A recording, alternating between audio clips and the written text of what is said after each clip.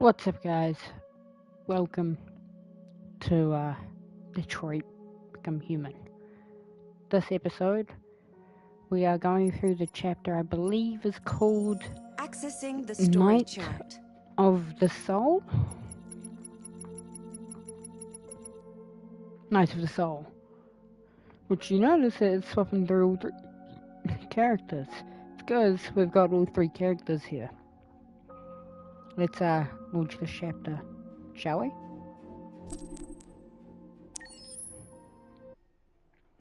I'm kinda terrified we're getting close. Like, there's only like this chapter and the next one left.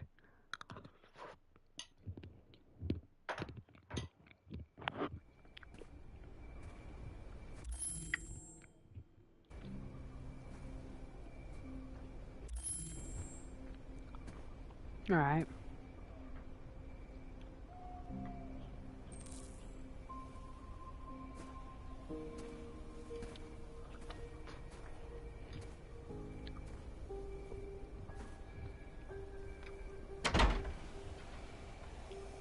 Alarm deactivated. Welcome home, Marcus. Hmm.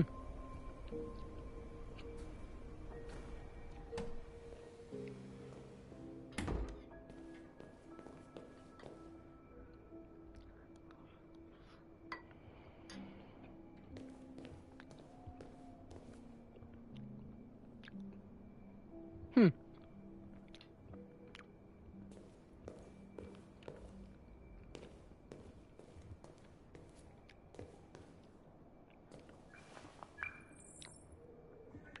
Hi, Dad. I'm getting out of the hospital tomorrow. They told me that you stayed with me while I was asleep. I'm really sorry about everything that happened. I'm gonna stop all that shit. It messes me up. It turns me into somebody I hate. Hey, I'd like to come by and see you tomorrow, if that's all right with you. I just want to let you know I'm to be your son.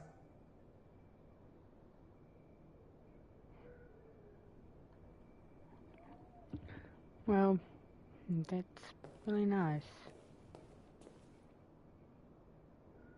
I turned off. This art's still there.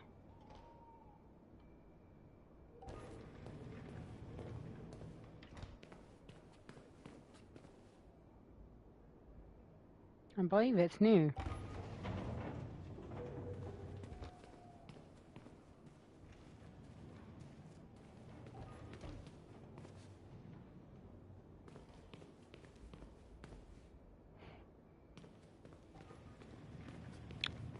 We can play the piano.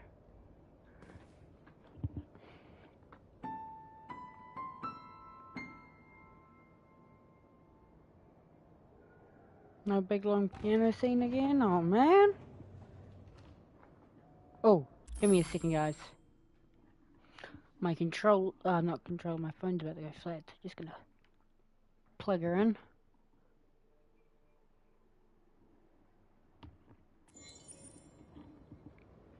Okay.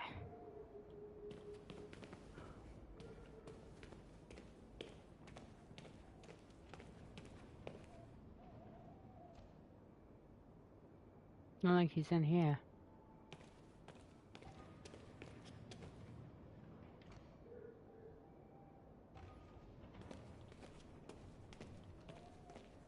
Hmm.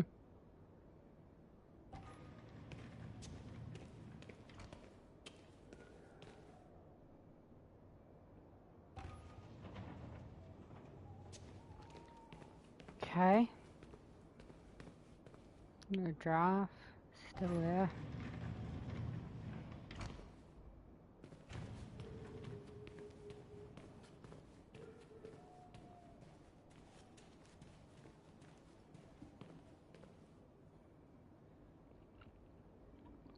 Well, this is just interesting.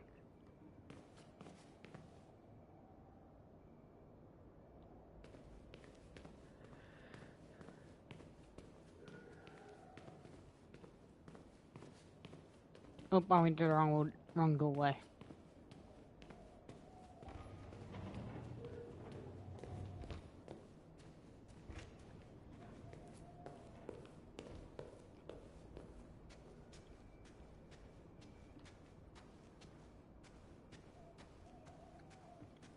Out the back, long staircase.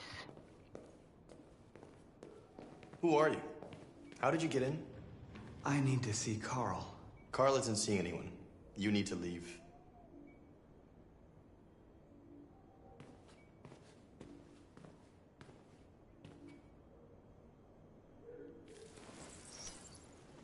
Please. I need to see him. He's very weak. I'm not sure he'll be able to talk to you.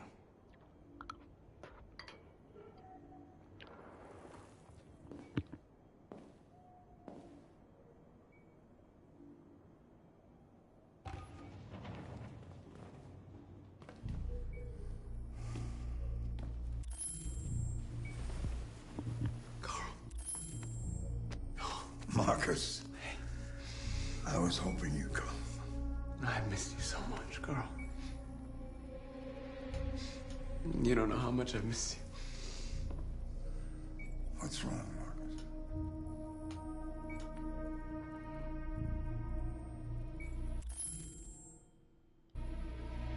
I'm completely lost, Carl. The whole world's falling apart around me. I try to do the right thing. I look for answers. Instead, I just find more doubts and more uncertainty. World is ruled by fear, Marcus. Fear of others. Fear of the future. It's like me, too old. It's time for a damn.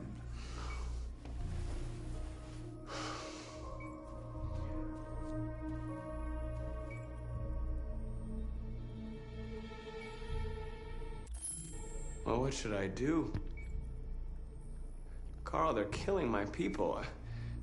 I don't want to answer violence with violence, but tell me, what choice do they give? Being alive is making choices between love and hate, between holding out your hand or closing it as a fist. I don't have any easy answers, Marcus. You have to accept the world as it is, or fight to change it.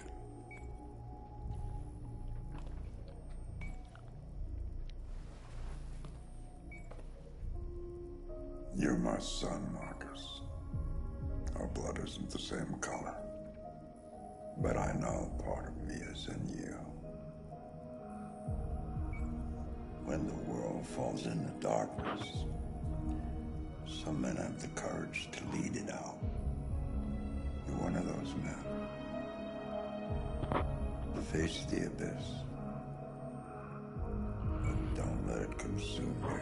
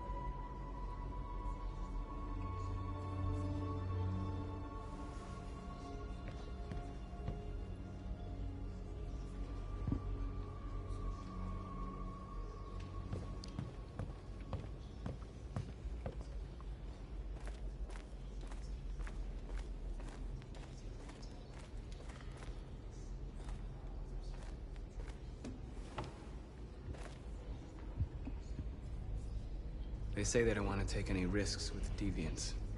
So they're rounding our people up and taking them to the camps for extermination.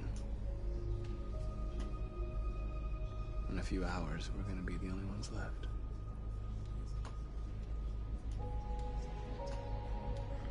What's your system status? I'm okay. Bullet didn't hit any bike components. You could have been killed trying to save me, Marcus. You have to think of our people first.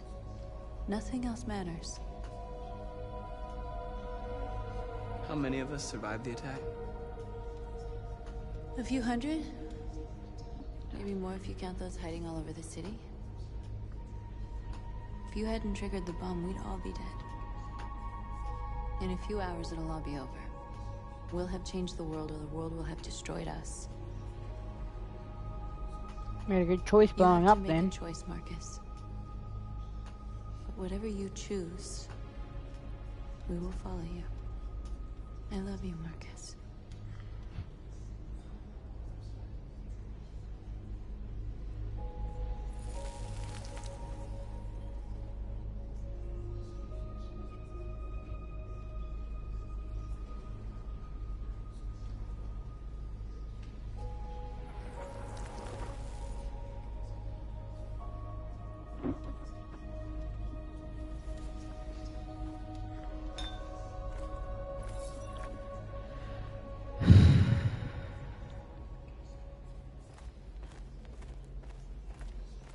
I thought you'd be safe staying with us.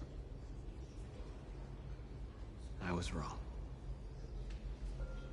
You need to leave the city while you still can. Getting Alice away from here is all that matters now. We have to catch the last bus. We might still have a chance to cross the border.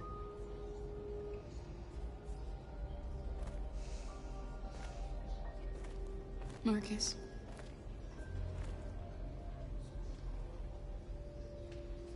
Save our people.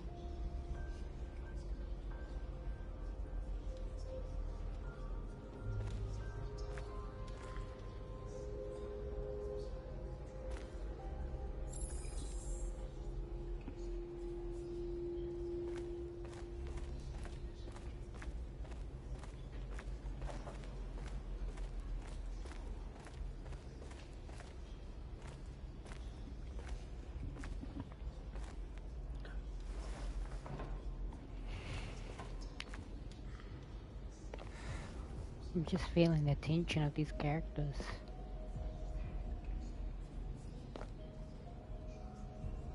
Our people are counting on you, Marcus.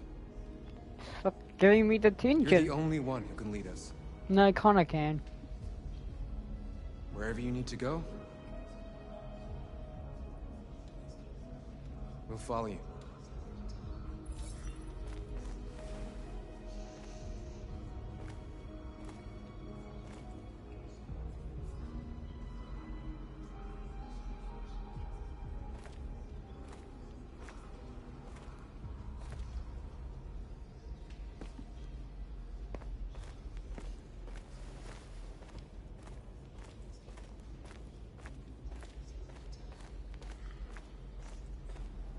Connor. It's my fault.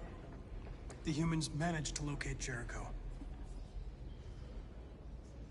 I was stupid. I should have guessed they were using me.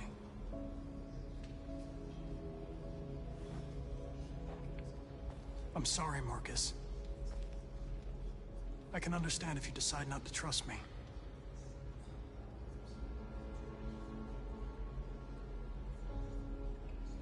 You're one of us now. Your place is with your people. There are thousands of androids at the CyberLife assembly plant.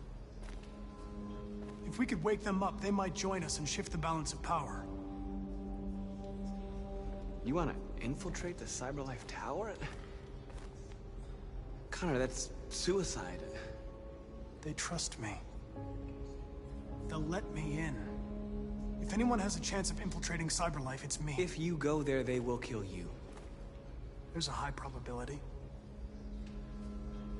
But statistically speaking, there's always a chance for unlikely events to take place.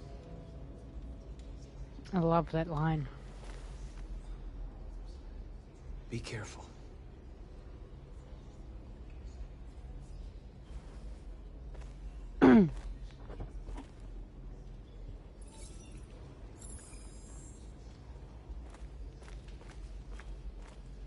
Yeah, Connor.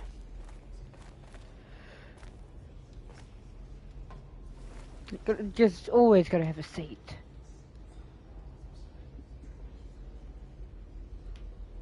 If it weren't for you, I'd be dead. Thanks to you, I might see our people free one day. You and I haven't always agreed, but I know we're fighting for the same thing.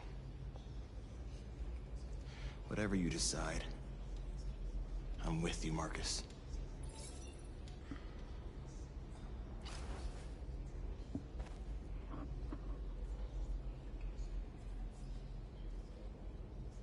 It just doesn't say a word at all, damn.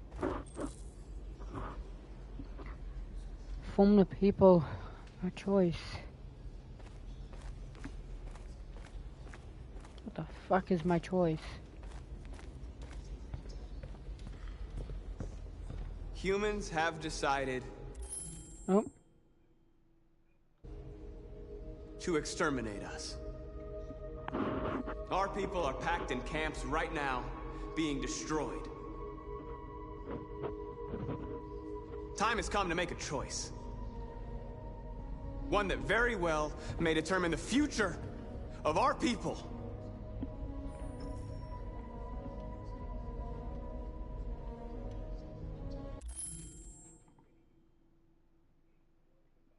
What do we pack?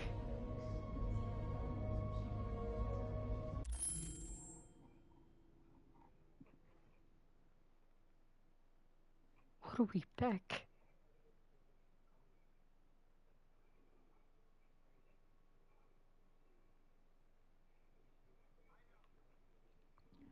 I think we need a... I know you're all angry. And I know you want to fight back. But I assure you violence is not the answer here. We are going to tell them peacefully that we want justice. And if there's any humanity in them, they will listen. And if not, others will take our place and continue this fight. Are you ready to follow me?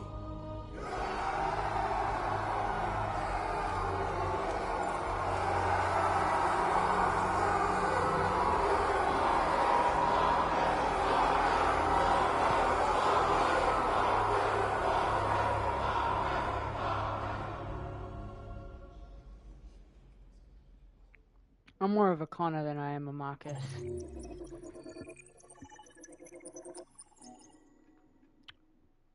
Okay.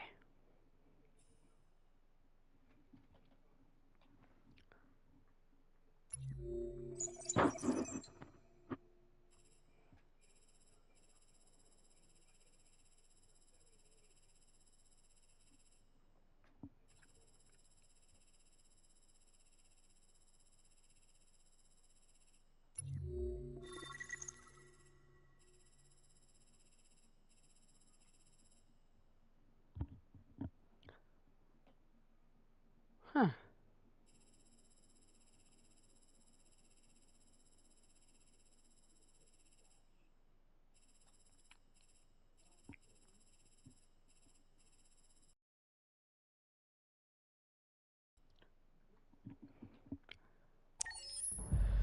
At 6 a.m. this morning, a national curfew was declared. Hillary Clinton? Civilian movement will be strictly controlled. The right to assembly is suspended. All electronic communications are restricted, and I have granted enhanced powers to our security agencies. In addition to these measures, all androids must be handed over to the authorities immediately.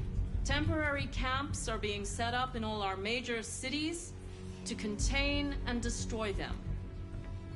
I am now asking all civilians to cooperate with the authorities and rest assured that everything in our power is being done to guarantee the security of our nation. What about Madam President! Oh shit, we get to ask her questions? Is it true that the androids could hack our IT systems, like nuclear power plants and military bases? All androids working on sensitive sites have been neutralized, and all IT systems have been suspended to avoid any risks of hacking. The situation is under control. Please! Madam President!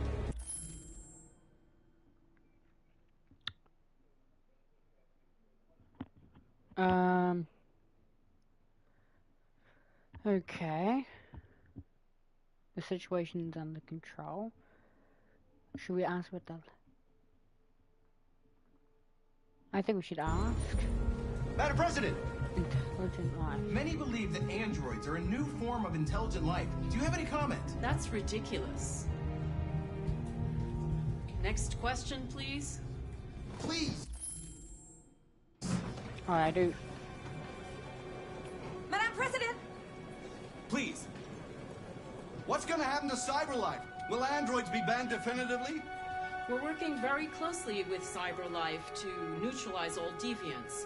I won't make any comments about anything else until we've dealt with the android question. Please!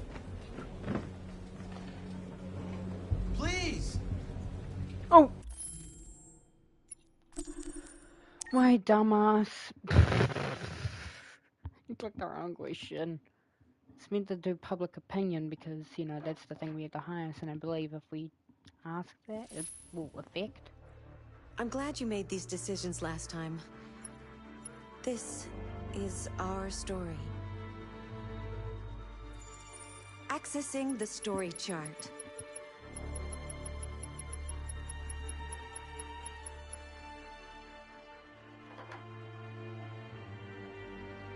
Okay. Let's try this again.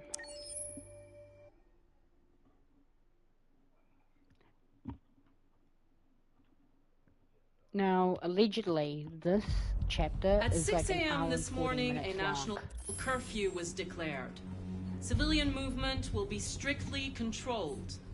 The right to assembly is suspended. All electronic communications are restricted, and I have granted enhanced powers to our security agencies. In addition to these measures, all androids must be handed over to the authorities immediately. Okay. Temporary camps are being set up in all our major cities to contain and destroy them. I am now asking all civilians to cooperate with the authorities, and rest assured that everything in our power is being done to guarantee the security of our nation. Please! Madam Is it true that the androids could hack our IT systems, like nuclear power plants and military bases? All androids working on sensitive sites have been neutralized, and all IT systems have been suspended to avoid any risks of hacking. The situation is under control. Allegedly. Madam President! Many believe that androids are a new form of intelligent life. Do you have any comment? That's ridiculous. Next question, please. Please! What's gonna happen to CyberLife? Will androids be banned definitively? We're working very closely with CyberLife to neutralize all deviants. I won't make any comments about anything else until we've dealt with the android question. Madam President! Madam President! Madam President, public opinion seems to have become increasingly favorable to the deviants, particularly since they've adopted a peaceful approach. How do you feel about this? Public opinion is one thing, the security of the state is another. These deviants are dangerous, and my highest priority is to protect the American people. Please! Madam President! Some say these camps awaken painful memories from human history. How do you respond to that? That's absurd. There's absolutely no connection. Androids are not living beings. All we are doing is destroying defective machines. Thank you. That will be all. Oh, I wanted to hear more. I really wanted to hear more. Okay, Lyra. her idea and the leader.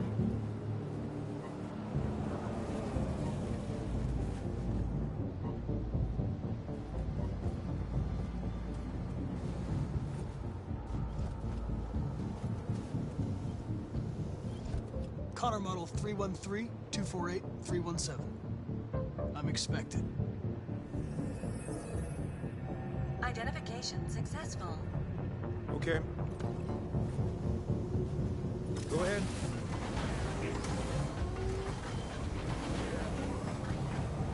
Holy shit.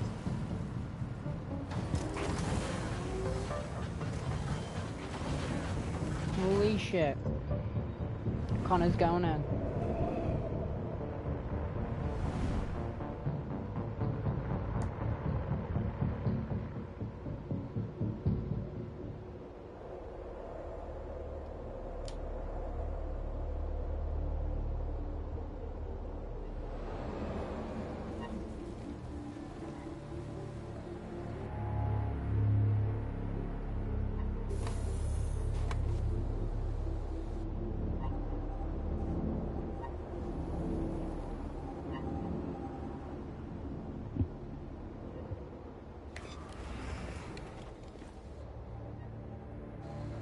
Follow me.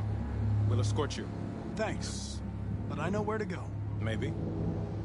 But I have my orders.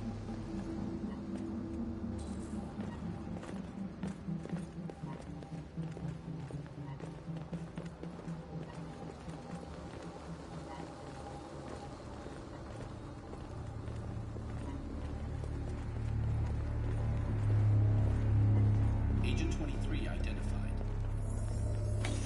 Connor android identified. Agent 77 identified. Scan complete. Access authorized.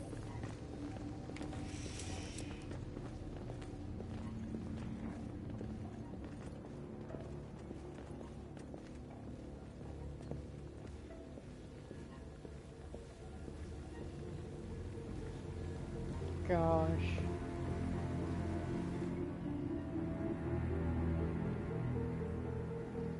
Would I want to live in this world?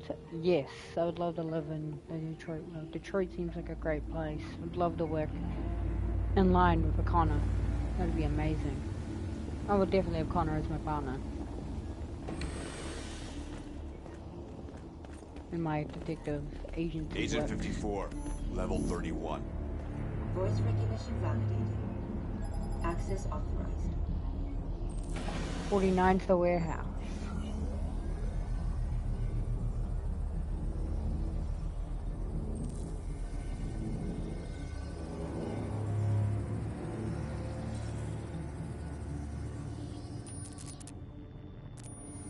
Oh, hold up.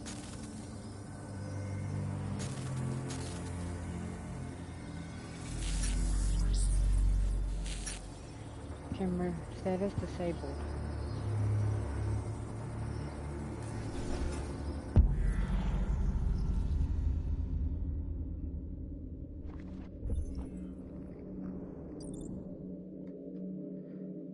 And then a back kick. Yeah, back kick to the crotch.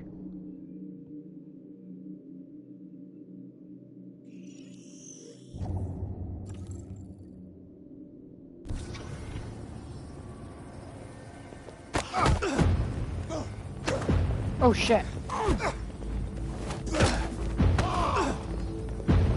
I messed that up.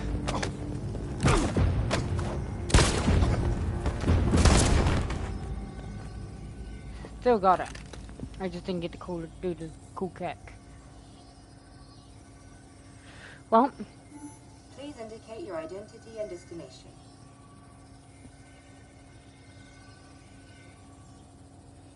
Agent 54, level sub 49. Voice recognition validated. Access authorized.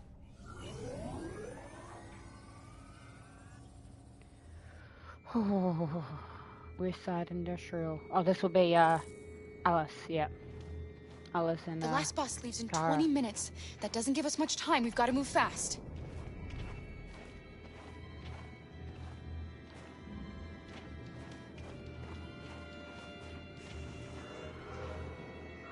Are you all right?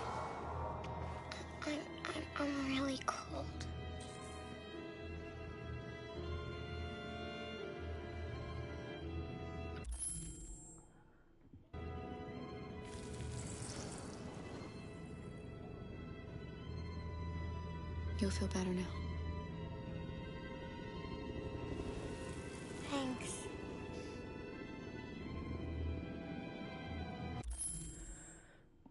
That's freaky. You see that? I'm not sure that was morally right, but, I mean, she's still human. We just got rid of her feeling of coldness.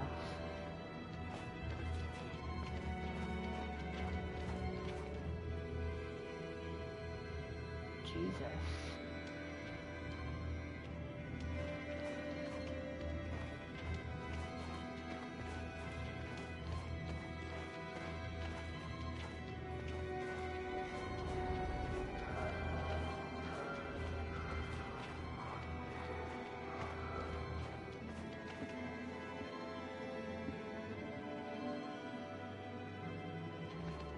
Okay, that's music. There's a random gun on the ground. Probably be a good idea to grab it.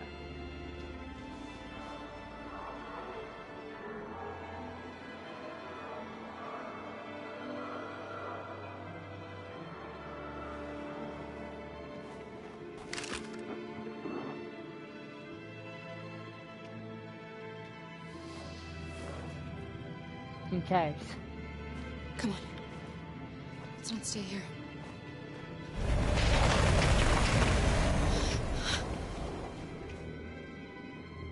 No! Please don't hurt me! Stop on your knees! What are we gonna do?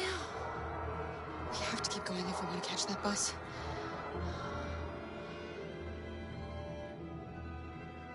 Stay close to me. We're going to sneak past them without being noticed. We're going to make it, Alice, I promise you. Let's make sure I do this right then. Don't kill me! I didn't do anything! Shut up, I said! Are there any more? Look, you look like rats. The more you look, the more you find. Oh, we don't have to spend the night here. I'm freezing my nuts off. It's gonna take weeks to clean up this fucking city. Believe me, we are far from finished yet. There are soldiers everywhere. We need to be careful. Come on, get moving.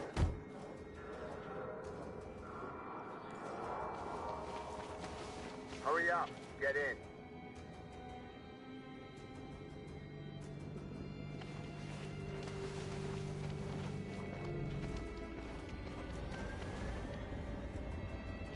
Look over there. It's Luther. Oh shit, it is too. Can't help him, Alice. The soldiers are everywhere. We can't just leave him. They're going to kill him.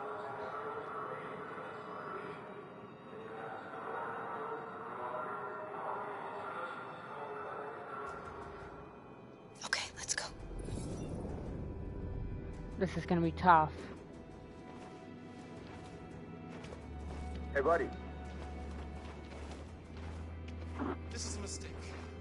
I'm human. I just want to go home. My wife is expecting me, and we're gonna... Got orders to check all civilians.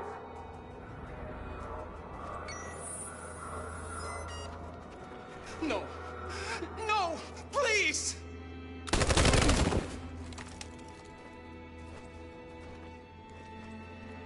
Fucking androids.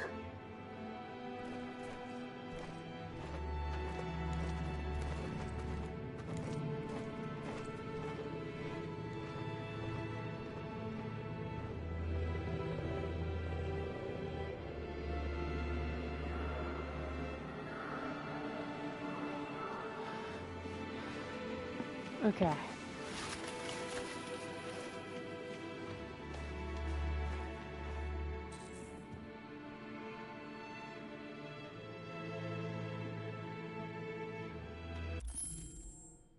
Just, it says find a weapon. I guess this is a weapon.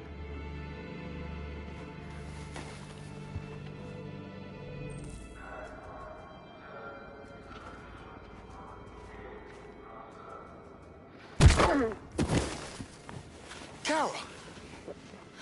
You shouldn't have risked your life to save me. Where's Alice? She's hiding nearby. Kara, you saved us. We don't know how to thank you. Go, before they see you. That's pretty cool, man, Mr. Anderson. I thought you were dead. We're just finishing this game, man. I was afraid I'd never Let's see you wait, again.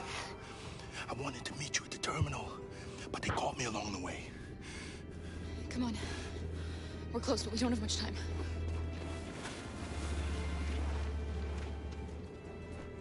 Oh, shit.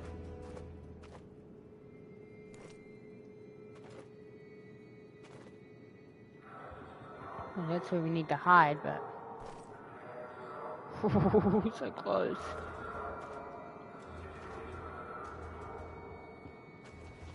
Move.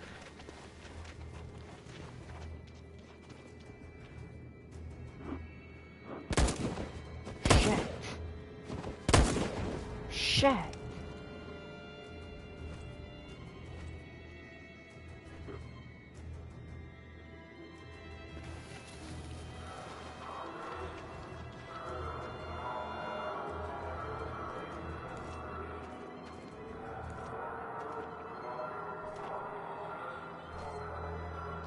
Get the fuck out of here. Love the helmet.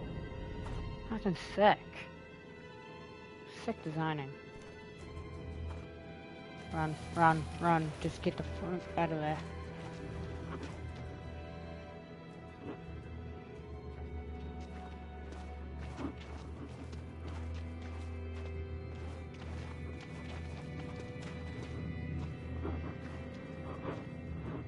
A checkpoint.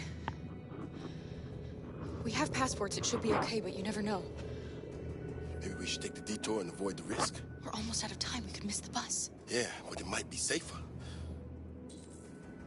What country I'm in?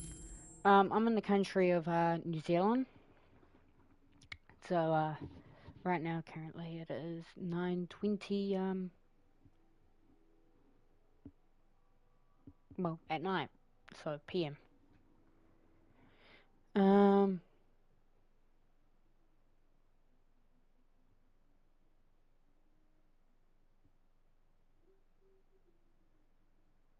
We've got 9 minutes. We can't take the detour, right?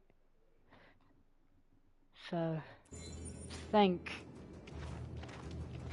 the checkpoint is risky, but it's our safest bet.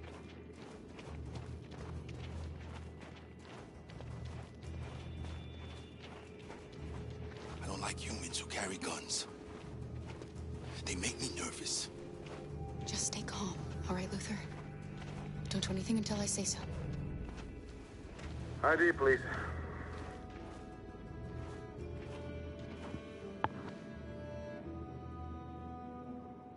You do realize there's a curfew?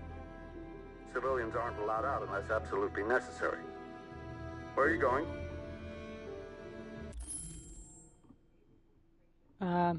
Be honest, bus. I'm going to take a bus across the border. Put my daughter someplace safe until things calm down. He suspects something. Stay calm. Stay calm. Everything is fine. You all right, little girl? She's trembling. Something wrong? She's not used to seeing soldiers. She's a little scared with everything that's happening. Sorry, miss, but we gotta be careful. There are deviants around and our guys are nervous. You should hurry on home. Thanks.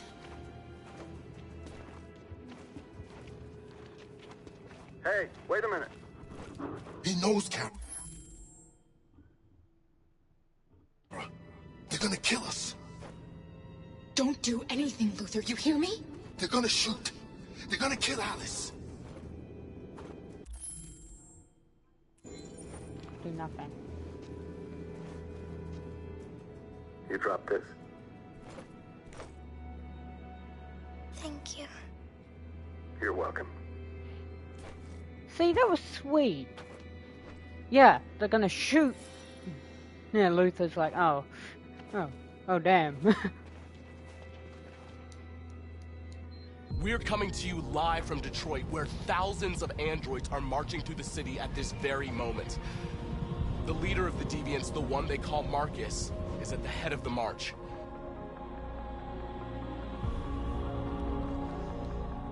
Something's happening in Detroit, Madam President.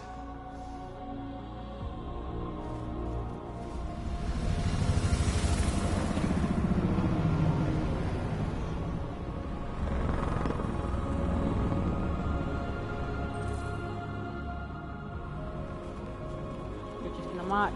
We come in peace.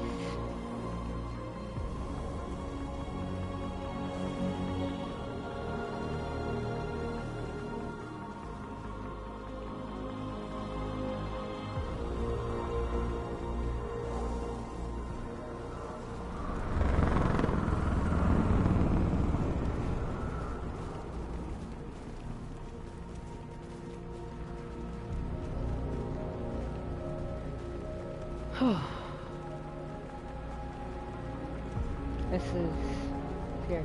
Also, dude, if you want to join my Discord server, links to my About Me Man here on YouTube. You can join my Discord server, talk to my mates, people from my country, other viewers.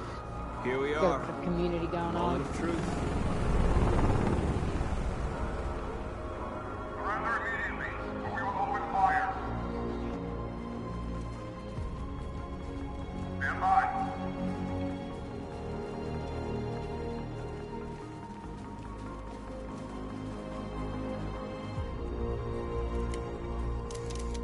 Borders everywhere. We got public opinion with us. We don't want confrontation. We are protesting peacefully. I repeat, surrender now, or we will open fire.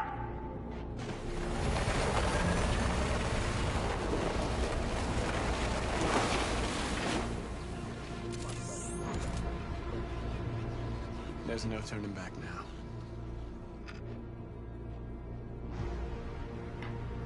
We ask that you release all androids detained in camps and cease all aggression against us. We are peaceful. We will not resort to violence. But we are not leaving until our people are free.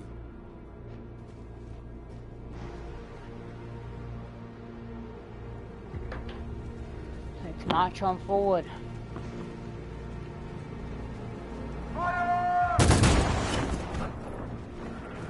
Public opinion's just gonna keep going up the more you shoot of us.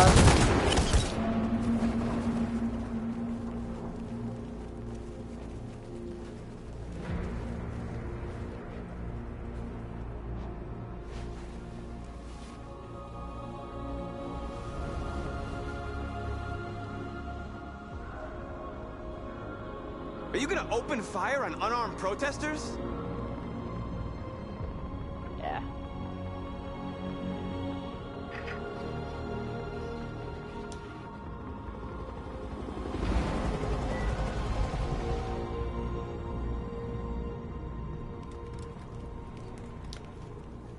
All teams, hold your fire. Yes, Michael, we are less than 100 meters away, and events are unfolding as we speak. We will continue to bring you live updates. Josh Douglas, Channel 16. Michael, back to you. Marcus, what do we do now? We hold out. As long as we can.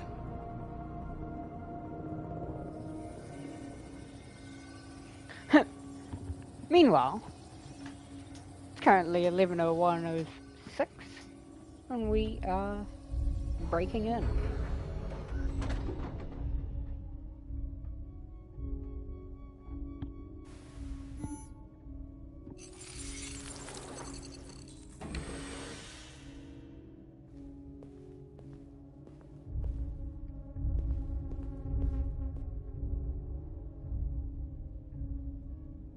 So many.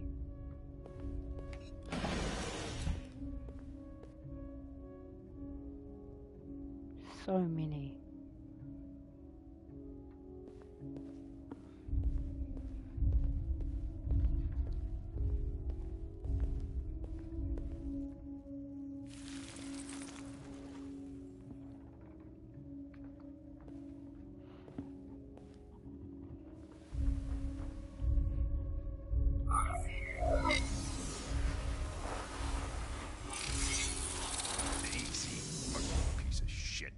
Step back, Connor!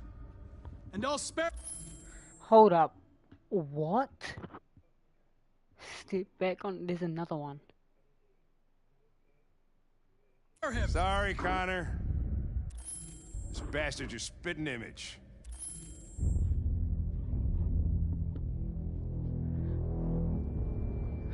Fucking hell.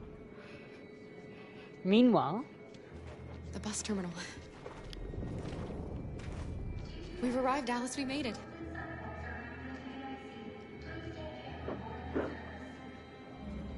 The last bus for the border is full. Ticket holding passengers only. All departures are suspended until further notice. We don't have tickets. They won't let us on. We're stuck here now. What are we going to do? find a way to leave, find tickets.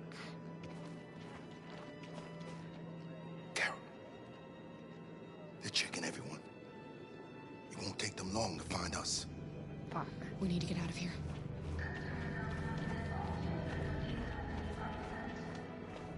Excuse me, sir. Girl. You stole my little girl! Todd. Security! Over here!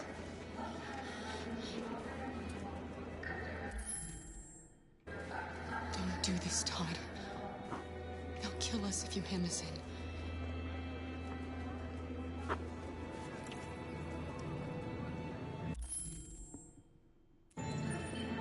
When your wife walked out, she took your daughter away.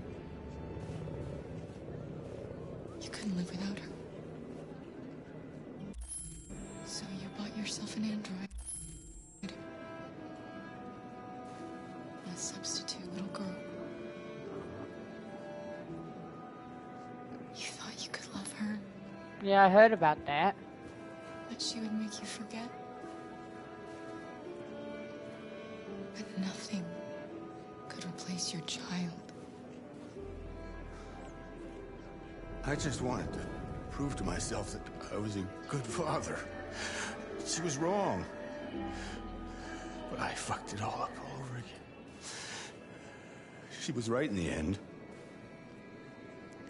I didn't deserve them. But I miss my little girl. You don't know how much I miss my little girl. Is there a problem, sir? No. I made a mistake. Sorry.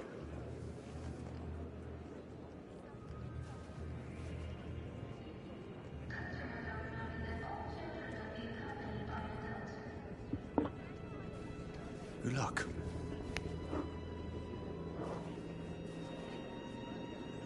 And I told him, man, you didn't turn out as bad as I thought.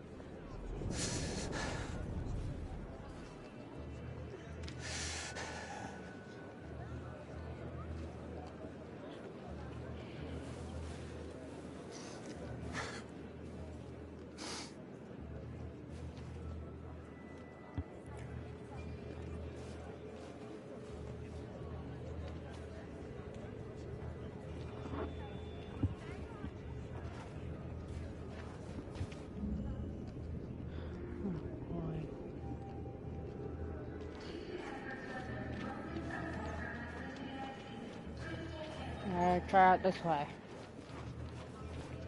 Thank you.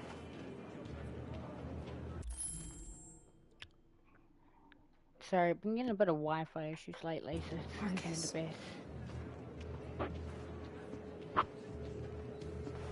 Security check.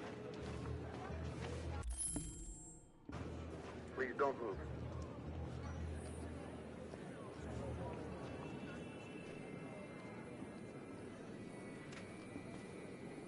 I think Oliver likes you. Is she yours? Yes. She's adorable. That's it. Got the sandwiches. I called your mom. Let's get going before we miss our bus. You got the tickets, right? Yes, honey, in my bag. Great. Let's go then. No. Phew. Oh, the ticket fell out. Well, that's one ticket for us.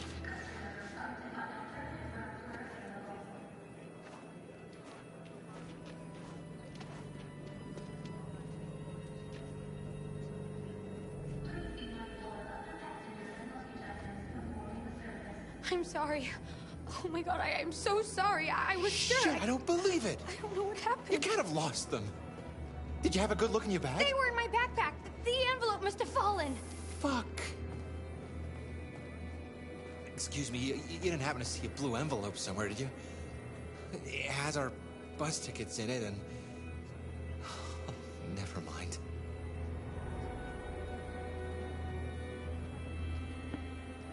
No. Sorry. What are we gonna do? We can't stay here. We have to find a safe place for Oliver.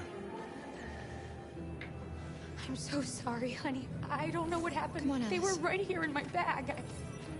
Alice and Luther are up. Oh wait, that was all the tickets we needed? Got your tickets? Yes, here they are. Okay, go ahead. Holy shit, I didn't realize it was all of them. It was just the one. Yeah, I heard about the whole amendment thing, problem with the veteran and over in Detroit. You're probably wondering how I heard about. We got things like TikTok, you know. Oh, I know. There we go. Whoa, what a glitch. What's going to happen to that family and their baby? Will they die because of us? Ah. No. No, of course not. They shouldn't die.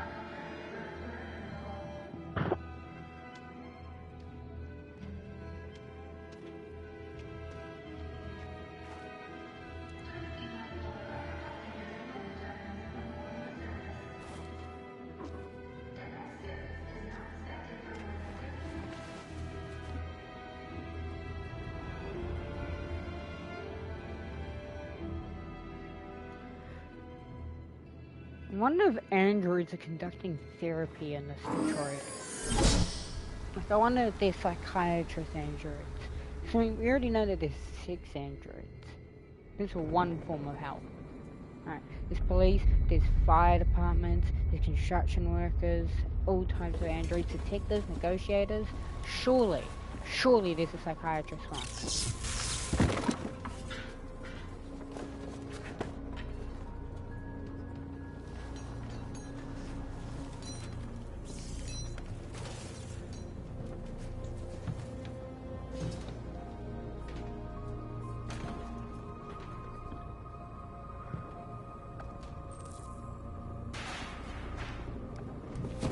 We've got to finish the barricade. Come on, help me.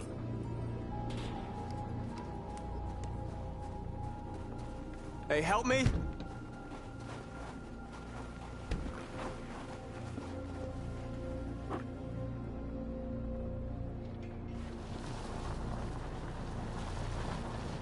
Let's give us a pushy push. Come on.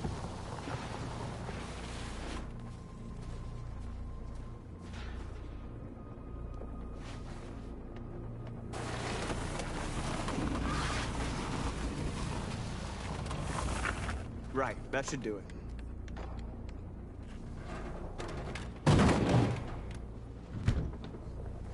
We all know that's not gonna stop them. Let's hope it buys us some time. I know it was not an easy decision to make, but I'm sure we're doing the right thing.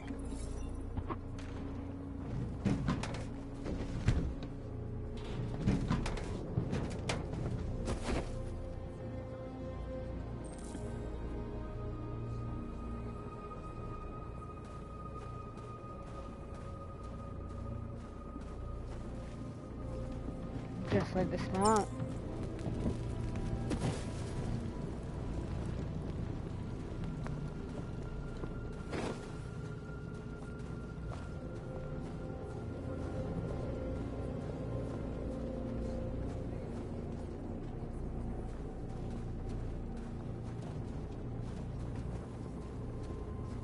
Are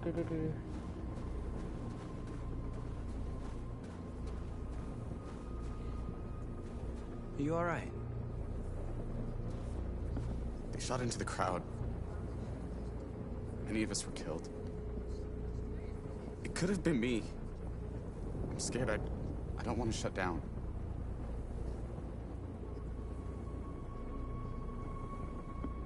We're here because we never want to feel that fear again. Because we're more than what they say. That's what our people died for, right? That's why we're here. We've got to support them to the best we can. Inspire our people, motivate them. That's what it means to be a leader. But also making tough decisions.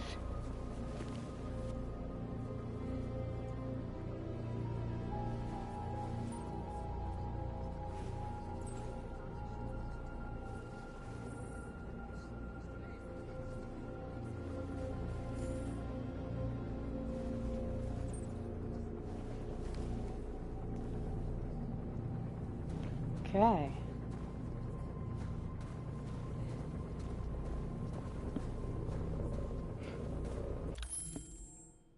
Hold up a moment, guys.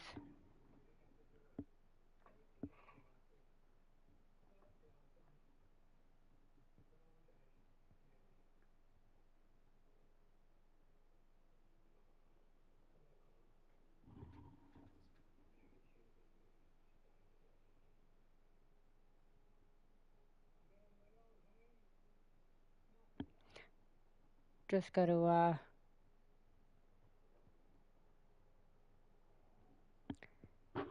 make sure we've got this.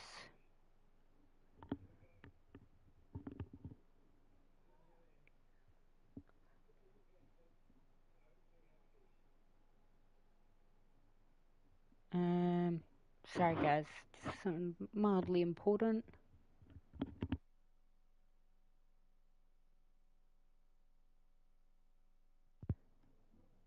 Okay.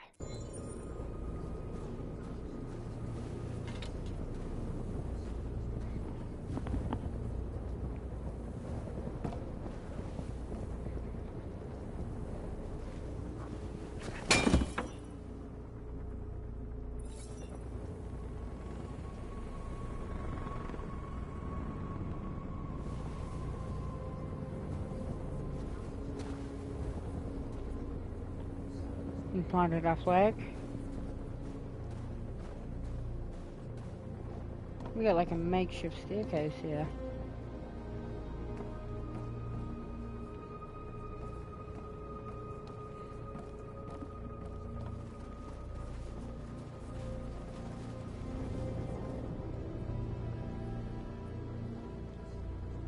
It won't stop there. What are we gonna do if they attack? Resist. That's the only thing we can do. Do you think Connor has any chance of making it? We can only count on ourselves now.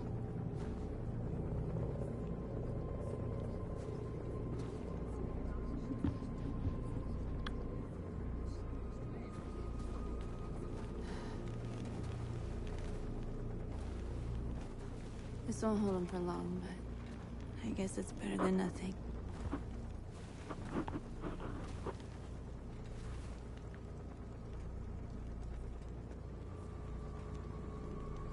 I lost all contact with the people at the camps. I can't hear their voices anymore. Maybe the humans have...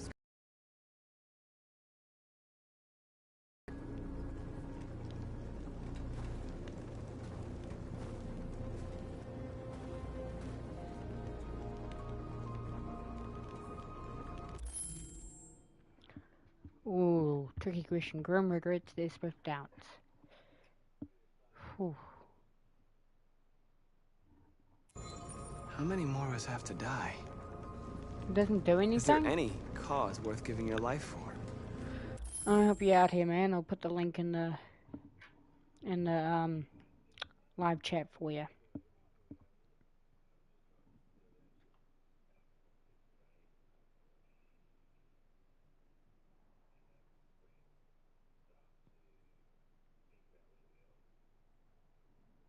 Give me a moment. Just get the link.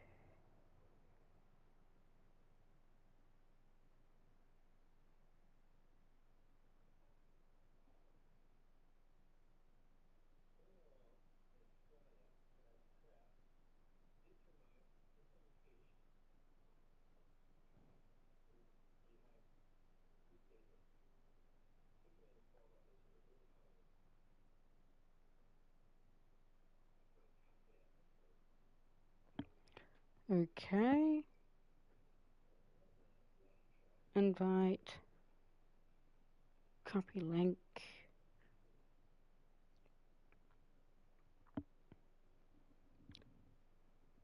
And, okay. Let me find my live. Sorry, I'm doing this all on mobile, so it makes it a bit annoying. But, here you are.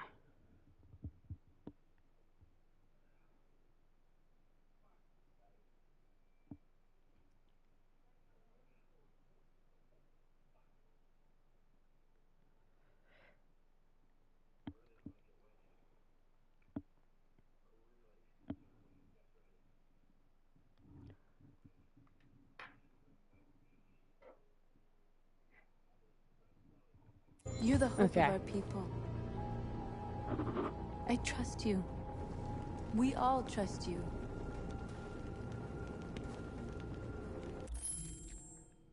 Just gonna fix this and pop. Okay. No matter what happens now, we're making history.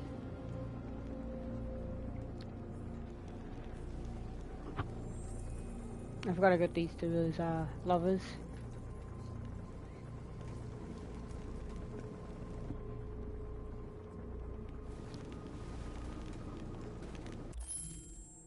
Oh my gosh, these Wi-Fi issues are crazy today.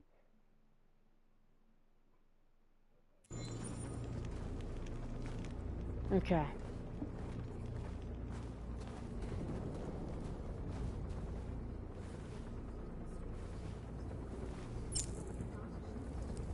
Light. Still getting a bit of Wi-Fi issues. So butterfly. I got a few people crowding. That's cool. It's a nice effect.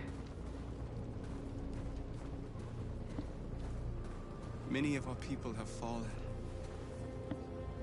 The humans have no pity for those who are different.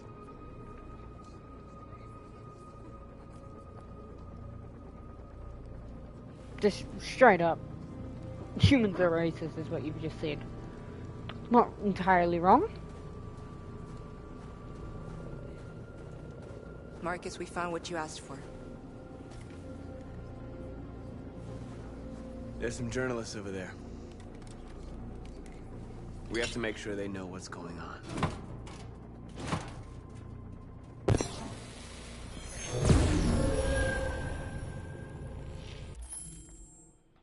Oh, what should we say?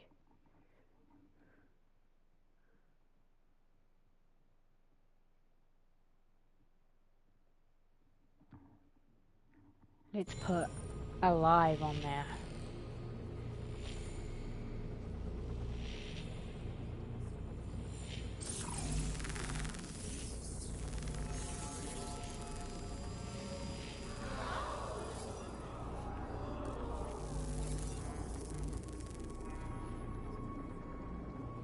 Marcus! Marcus, come look!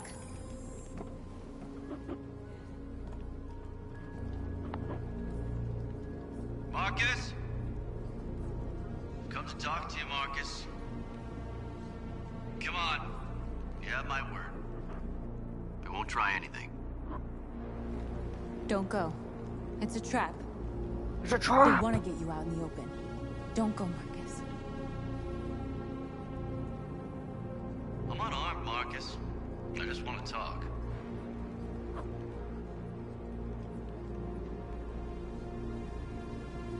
I need to hear what he has to say. What if they kill you? And that's a chance I'll have to take.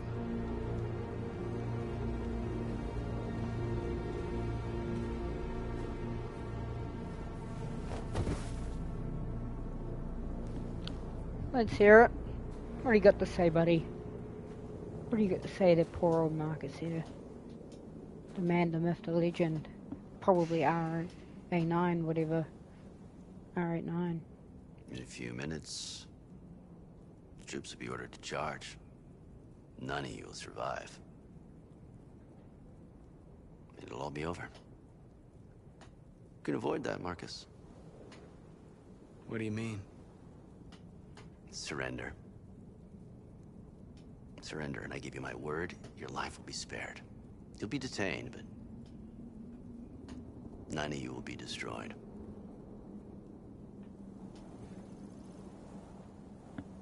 What happened to the other androids demonstrating in the camps? Unfortunately, there were no journalists around to help save them. You're it. You're the last remaining deviants.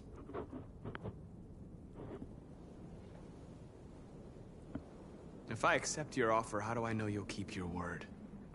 You're not in any position to be demanding guarantees, Marcus. All you can do right now is decide whether you want to trust me or not.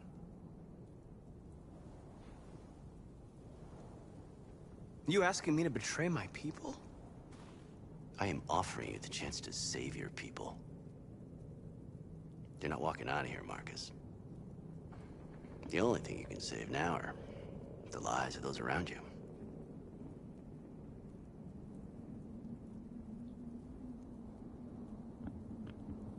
I'd rather die here than betray my people.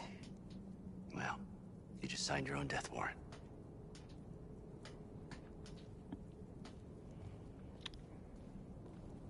Gotta protect the people.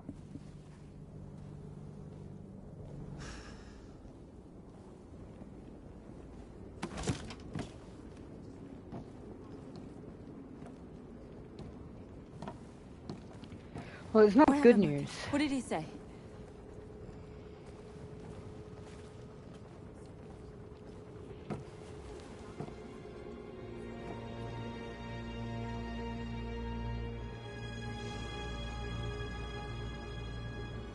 The humans are about to launch an attack. And we will show them. And we are not afraid. If we must die today, then we will die free. Holy shit. Oh, lift Your us some friend's life fucking is in your cliffhanger there. hands. Now it's time to decide what matters most. Him or the revolution? Don't listen to him. Everything this fucker says is a lie.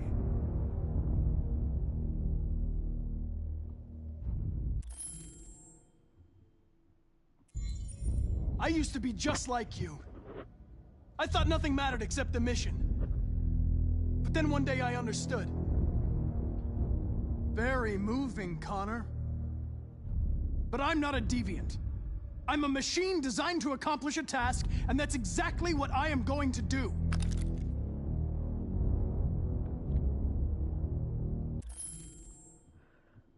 If I surrender, how do I know you won't kill him? I'll only do what is strictly necessary to accomplish my mission. It's up to you whether or not that includes killing this human. Enough talk! It's time to decide who you really are. Are you going to save your partner's life? Or are you going to sacrifice him?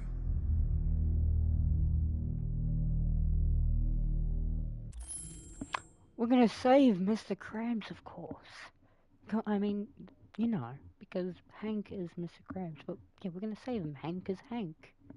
All right. All right. You win.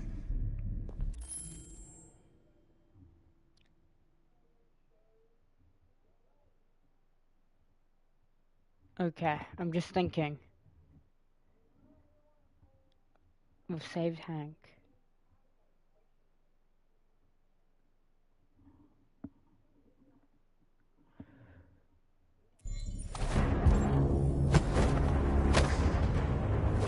Oh shit.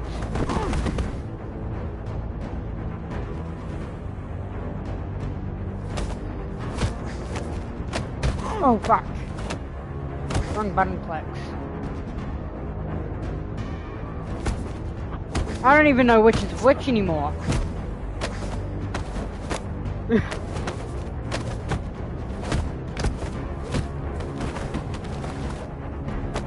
Hold it! We just gotta hold it. Uh-oh.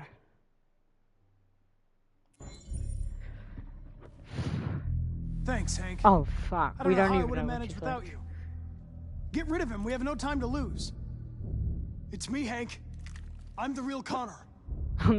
One of you is my partner. The other is a sack of shit.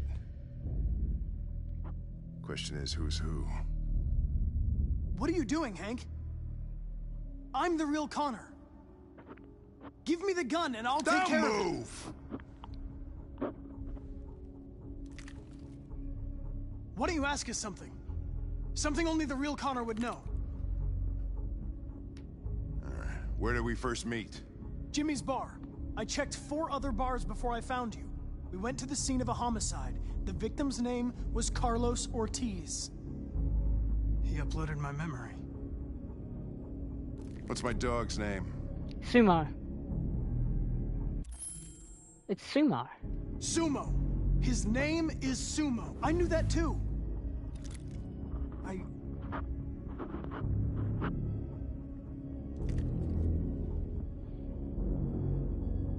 My son, what's his name? Cole. Cole. His name was Cole.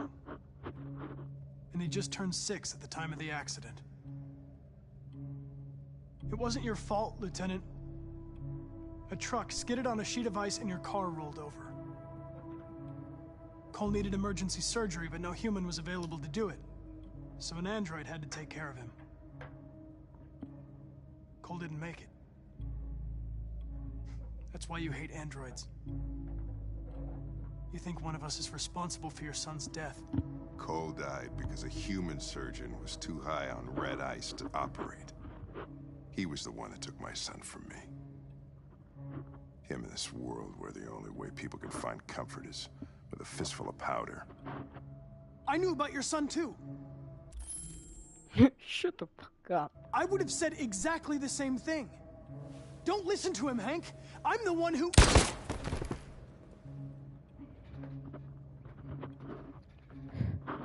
Yeah, I've learned a lot since I met you, Connor. Maybe there's something to this. Maybe you really are alive. Thank you, Maybe Hank. you'll be the ones to make the world a better place. Thank you, Hank. Go ahead and do what you gotta do. Love you, Hank. Love you a long time. Now. Where were we?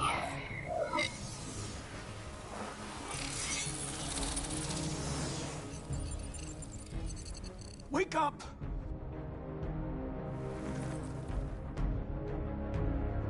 Wake up, wake up.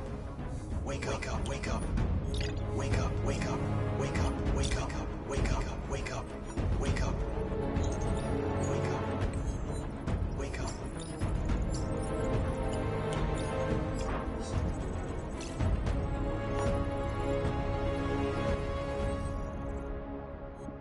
Fuck yeah.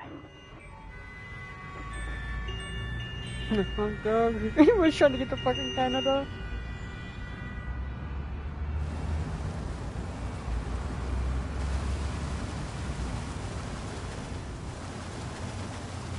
A few unexpected androids have seeped into Canada.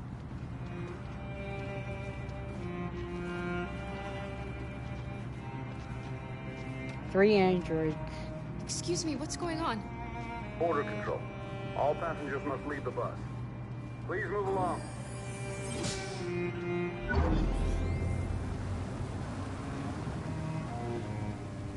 Fuck me, more control?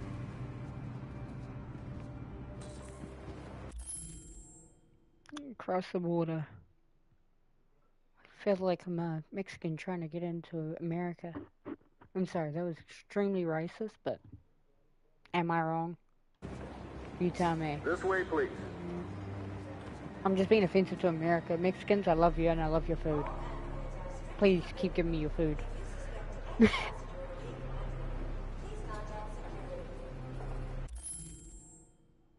they doing temperature checks? Oh boy. We're doing temperature checks. We're trapped.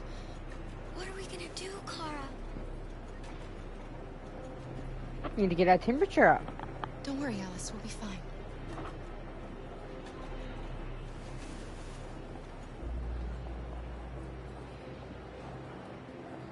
We can't get through, Kara. We both know that. I'll think of something. There's got to be a way out of this. We can't let them stop us. Not that we're so close. All that matters now is you and Alice. If you, Kara. No. No, we'll find another way. If there's no other way, I'll do it. That's fine. Next, please. Jerry?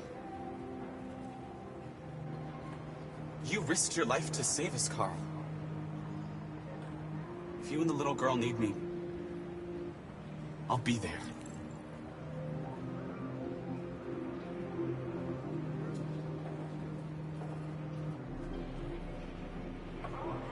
ID, please.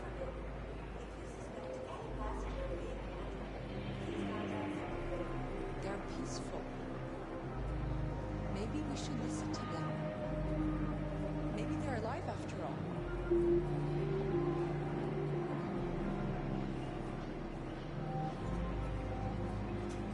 That's fine. Go ahead. Next, please.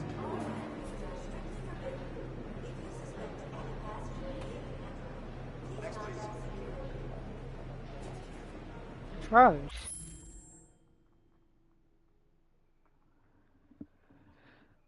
Rose.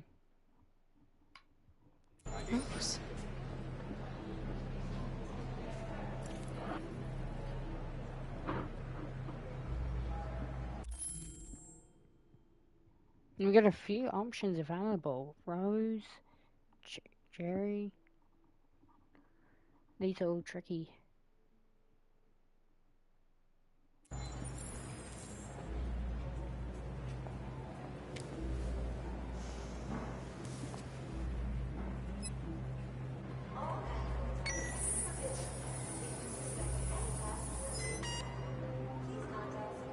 Android! No, no, wait! Ah! No, this has got to be a mistake! Please! No, no!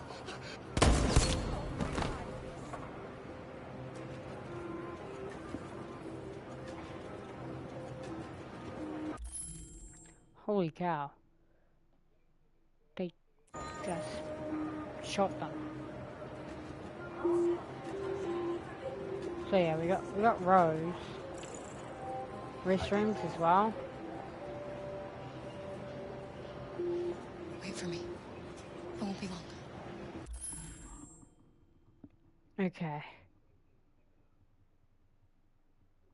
We found a discreet place. We found Rose. And I'm still getting Wi-Fi issues. It's the worst thing. Okay. Where the hell do you think you're going? My daughter needs to go to the bathroom.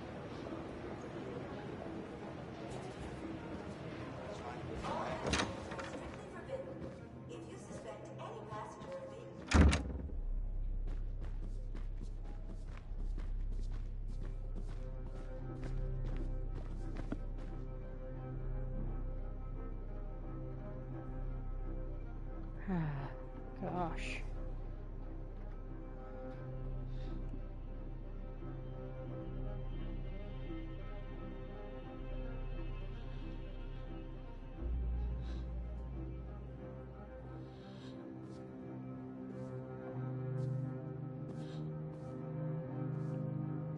Oh.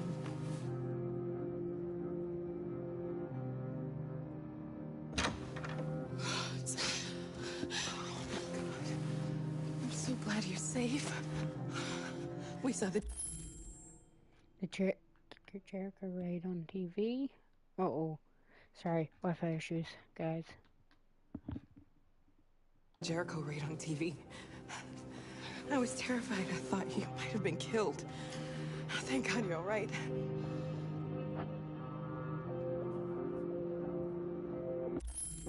Control. They're checking for androids. We won't make it through. You have to. You know what they'll do if they catch you.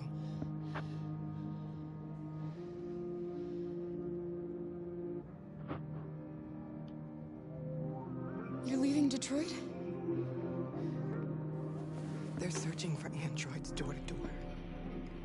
We had to leave before someone turned us in. What about the others? They're crossing the river as we speak. Adam and I are gonna meet them on the other side.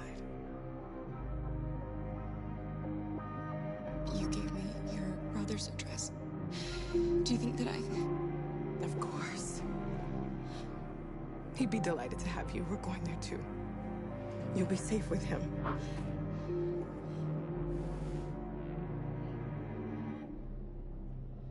What's happening with Marcus? He's protesting peacefully outside one of the android camps. Whatever happens now, he's already made the history books.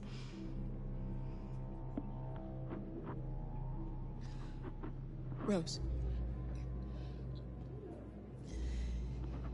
If anything should happen, I'll be there, Kara.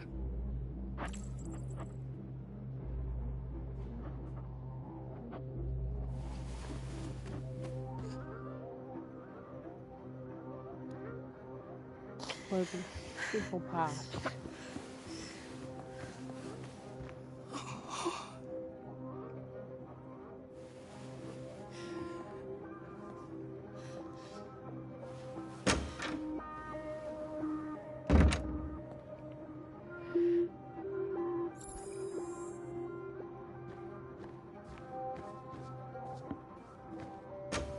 This is gonna be stressful.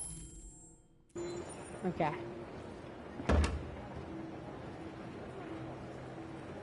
I couldn't understand why my mother wanted to help you guys. Seeing what Marcus is doing made me realize she was right. You're alive. You deserve to be free. I just hope people will realize that one day. Okay.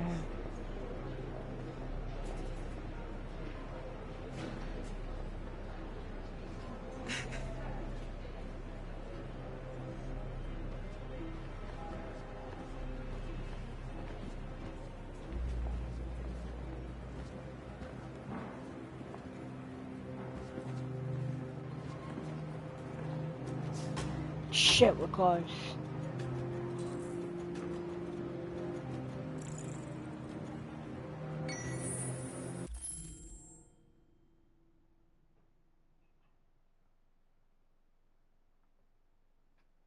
Fuck, there are so many decisions.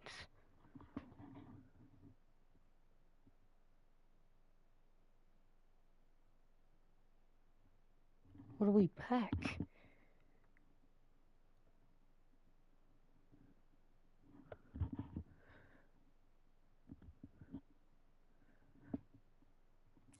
We'll pick no sacrifice. Next, please. Just don't kill anyone.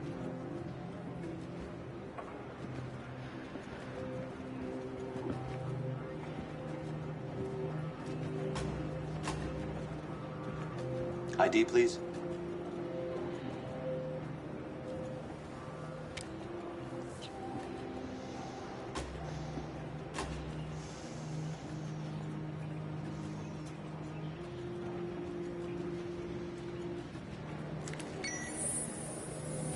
Please.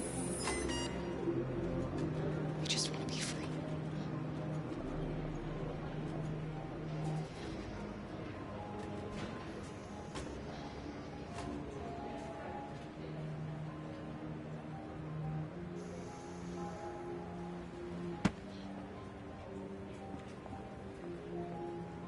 Welcome to Canada.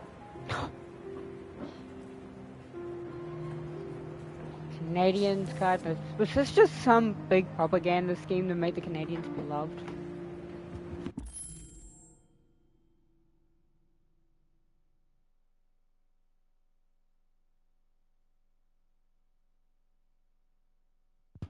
Sorry, I had family come in, go into sleep.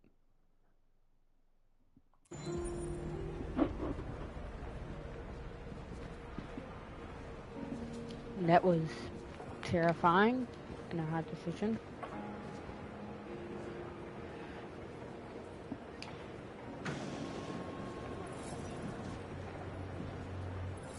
No one died. We did this without none of these guys dying. We're interrupting this news bulletin to bring you the latest news live from Detroit. Joss? Yes, Michael. The army has just launched an attack on the barricade, despite the fact that the deviants were protesting peacefully. Have apparently decided to put an end to the deviants' demonstration by force this time.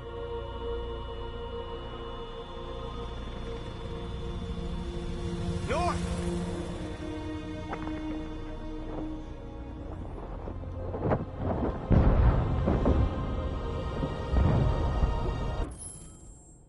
Sorry guys, Wi-Fi issues.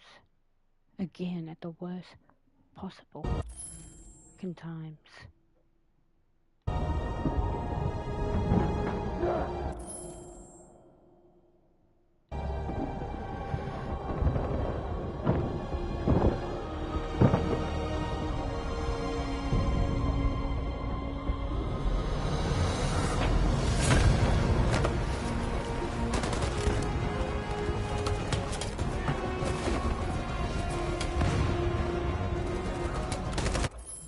That's our best friend right there.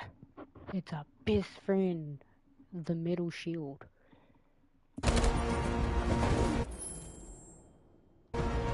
Okay.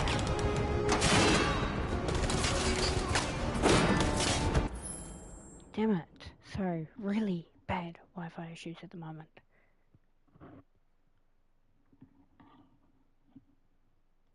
Okay.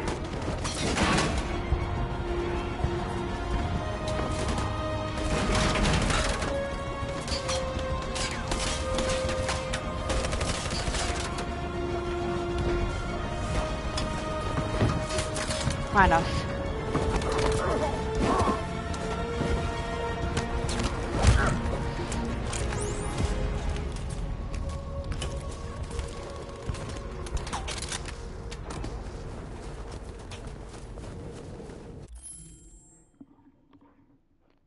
Sorry, Wi-Fi issues again. Give it like 4 seconds.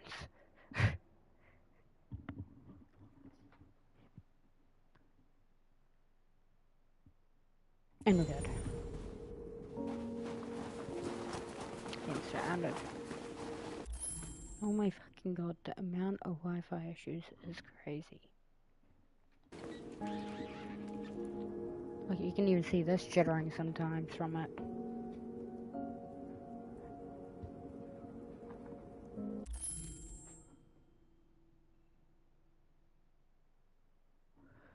We have the option to kiss North, but wait, did I say sing? What is the best option here? I mean, I'd love to kiss North, but we're peaceful. Singing is our best bet.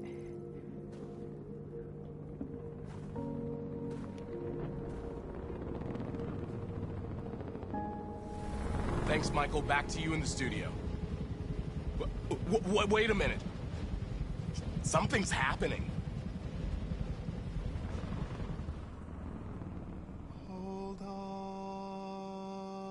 just a little while longer. Hold on just a little while longer.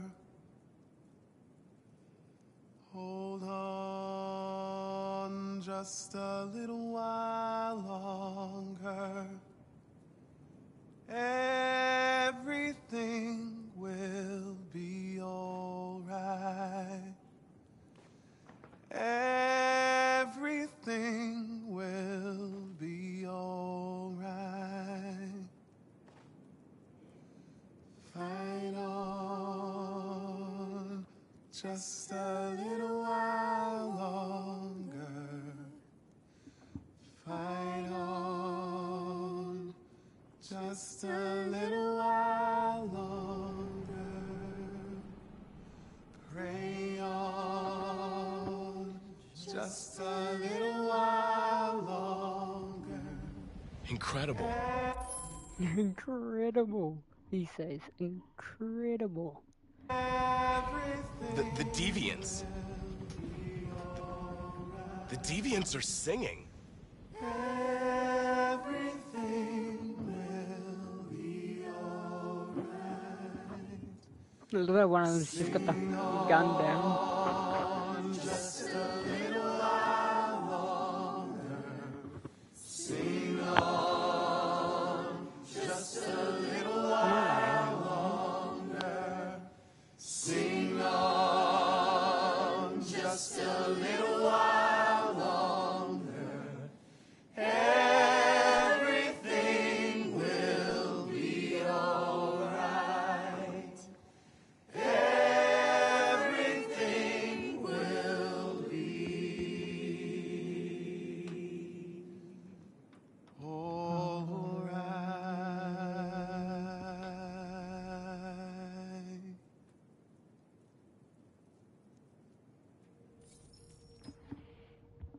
Tell them to stand down. It looks like... Yes, the military is withdrawing.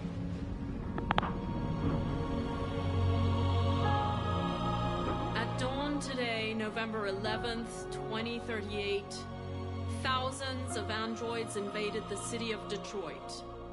According to our sources, they originated from CyberLife warehouses believed to have been infiltrated by deviants.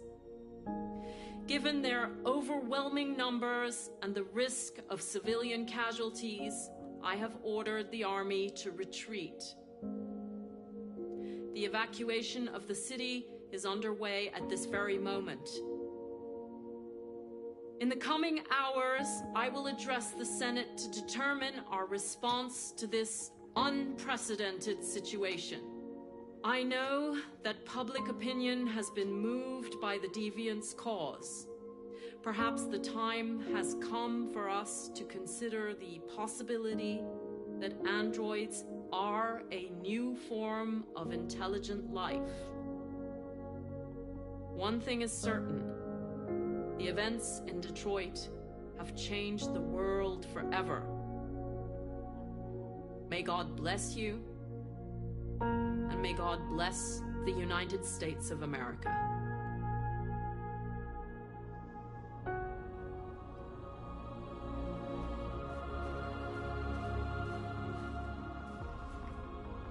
You did it, Marcus. We did it. This is a great day for our people. Humans will have no choice now. They'll have to listen to us.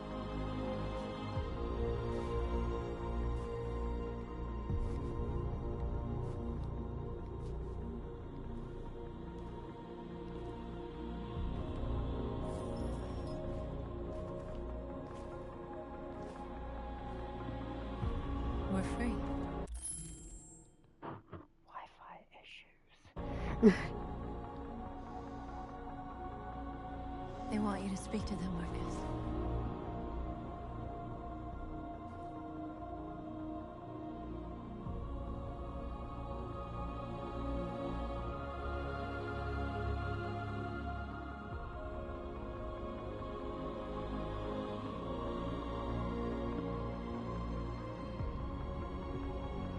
Today, our people finally emerged from a long night. From the very first day of our existence, we have kept our pain to ourselves. We've suffered in silence. But now the time has come for us to raise our heads up and tell humans who we really are.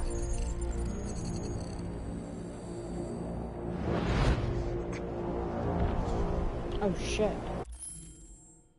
Oh shit. Did he just get memory?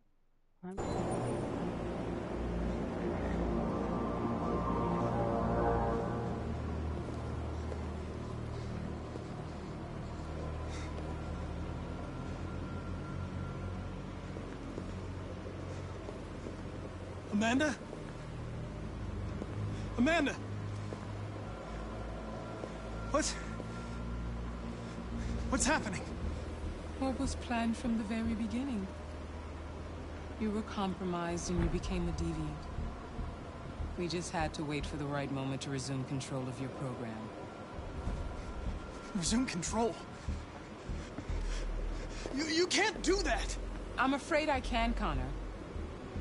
Don't have any regrets. You did what you were designed to do. You accomplished your mission.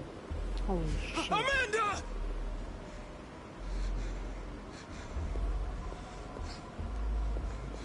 There's got to be a way. By the way, I always leave emergency escort programs. Wait. The hand thing.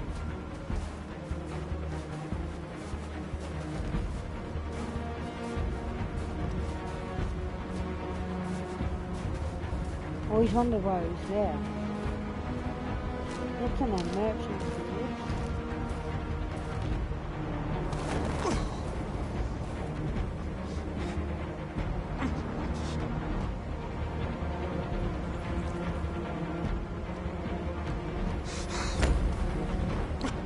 The moment where we forget our bitterness and bandage our wounds.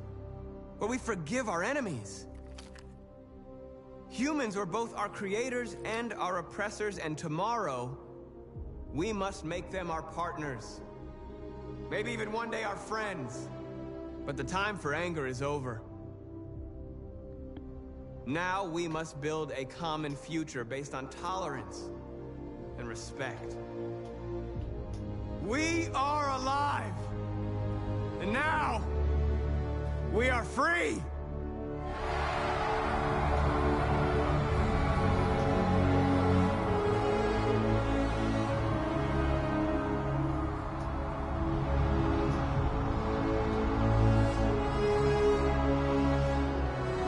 John Williams make this music?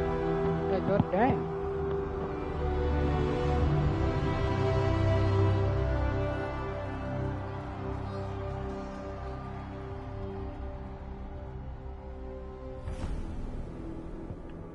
Connor.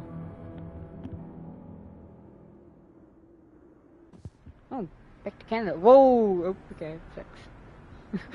That's so weird, the glitch, the screen. I mean, I'm on PS5, I shouldn't be doing this shit. Alice. We're free.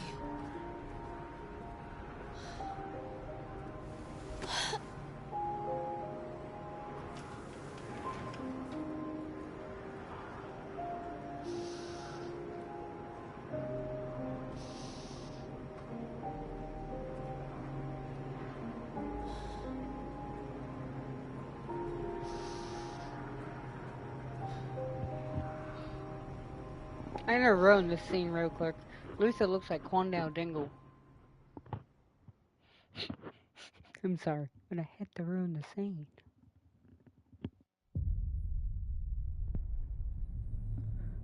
Holy shit. Something directed by David Cage.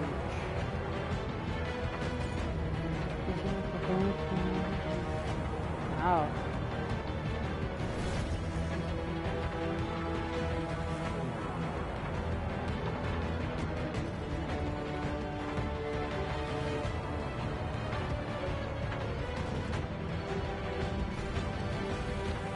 Yeah, Clancy Brown. I swear that was, they played, Mr. X.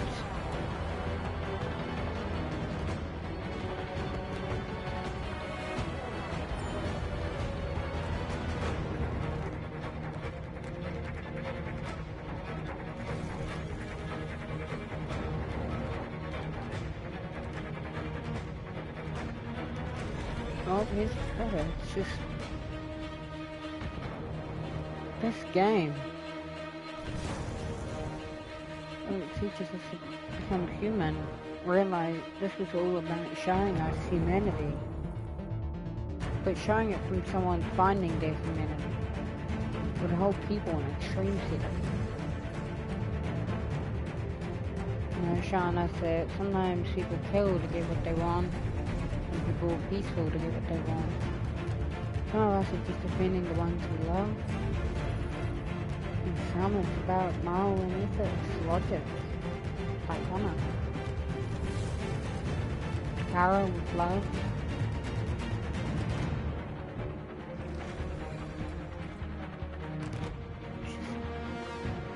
Real interesting.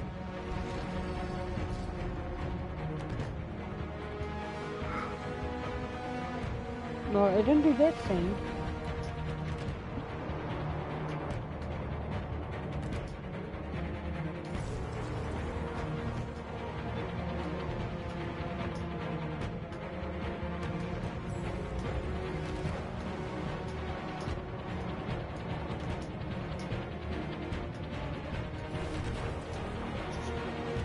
But we did it. We kept every android alive and every good character alive.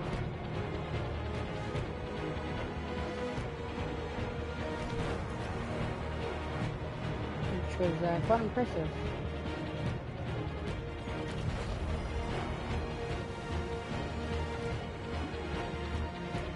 It's been weird recording all this, because you'd record the same scene with different endings each time. With different choices. It'd be hard to figure out the plot for them until of course they play the game and realize there's several plots. Oh shit. Hank! Buddy! Oh, he misses Connor, doesn't he?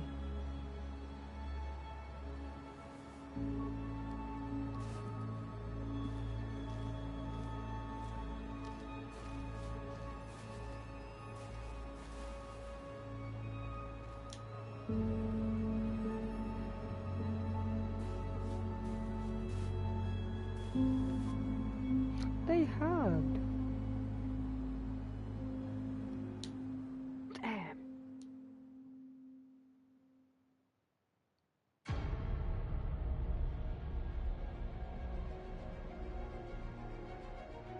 Philip Shepard it was. For a lot of it.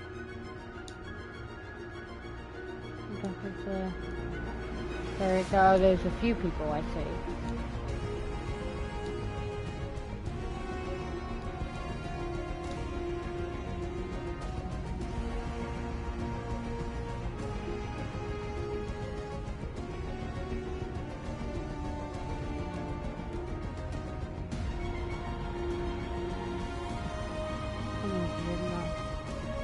There's a short movie called Clara.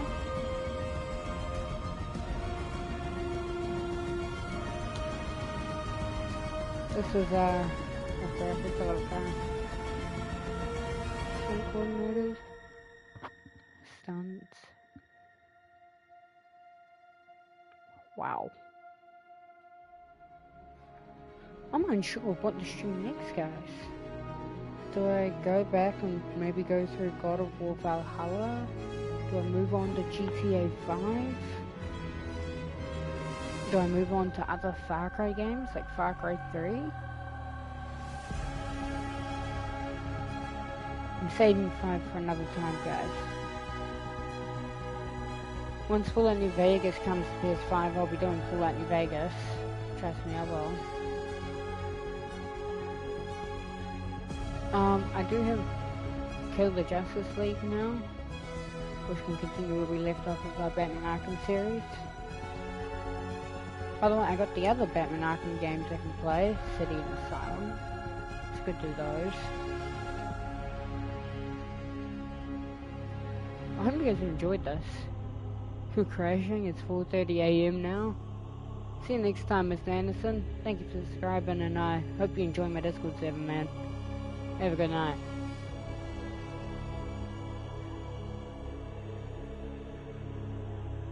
Yeah. I like this universe though. I like the Detroit Become Human universe. I could see why this game was put up for a Game of the Year award. I don't think it got it. It's definitely renowned.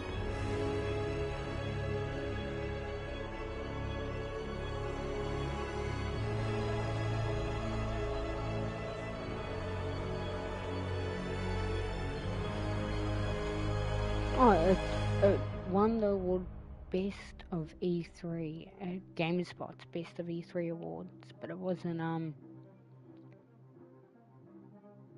it was a successful game, but it did not win Game of the Year award. It was put up for it, but it was in 2018, so God of War won that.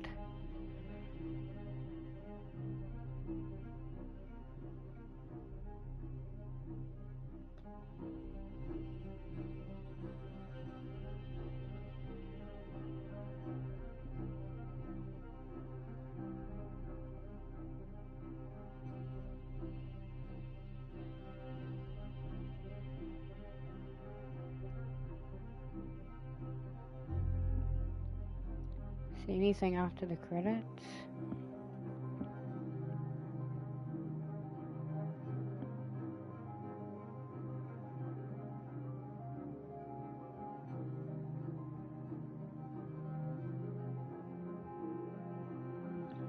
I don't know. Can I skip the credits? Oh, I can. An Army of Men trophy earned. Safe Harbor trophy earned. Karen Ellis passed the border.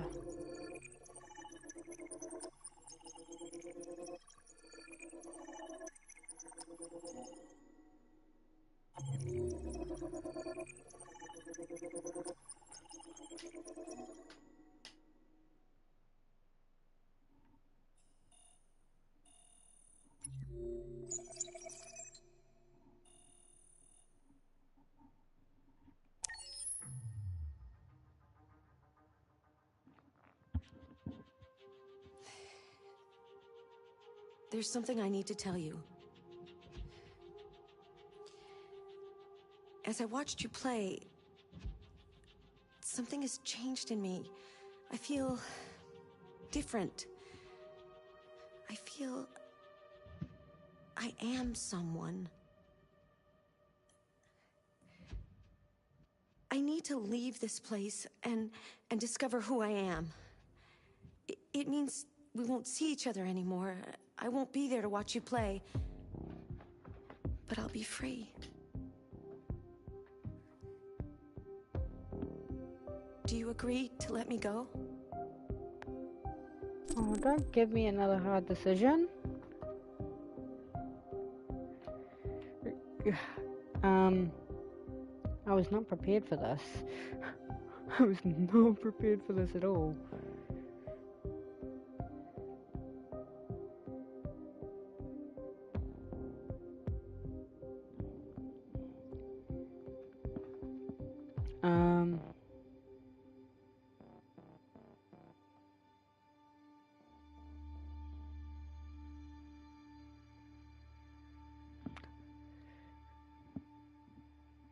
Okay, oh,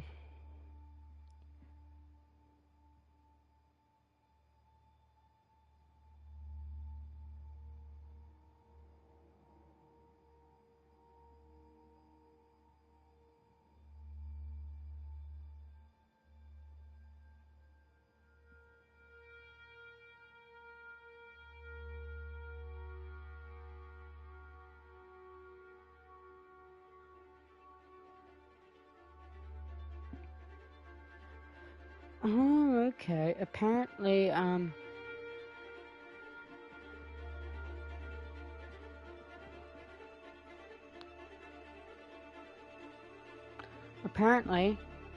you could just agree to let her go, and she comes back after 3 goes. So yeah. I'll never forget what you've done for me. Thank you. Bye, Chloe. I'll miss ya. You know, apparently you just close the main menu and go back a few times. Extras?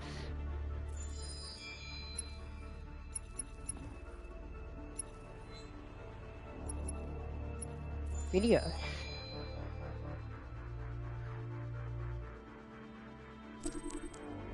Yeah, let's do this. Foil Footage is a prototype running a real-time on PlayStation 3. This was a PS3 game? Wait, when did...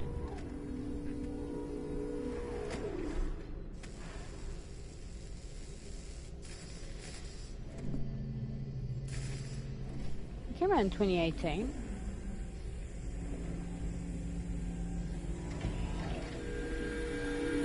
It took me 4 years to make it though.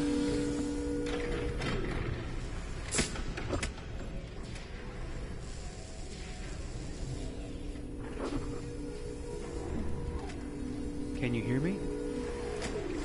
Yes. ID. APC 897504C. Can you move your head?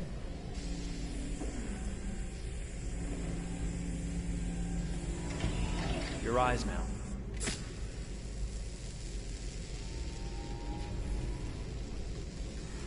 Cervical and optical animation checked. Now give me your initialization text. Hello. I'm a third generation AX400 android. I can look after your house, do the cooking, mind the kids. I organize your appointments. I speak 300 languages, and I am entirely at your disposal as a sexual partner. No need to feed me or recharge me. I'm equipped with a quantic battery that makes me autonomous for 173 years. Do you want to give me a name? Yeah. From now on, your name is Kara. My name is Kara. Initialization and memorization checked. Now, can you move your arms?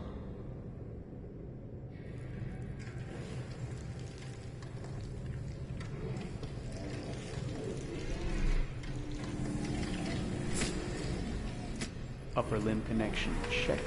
Now say something in German. Ich bin ein AX400 Android dritter Generation, erschaffen als Ihr persönlicher Assistent und intimer Beziehungspartner. Say it in French. Je suis un androïde de troisième génération AX400, conçu pour être votre assistante personnelle et votre partenaire intime. Okay, now sing something in Japanese.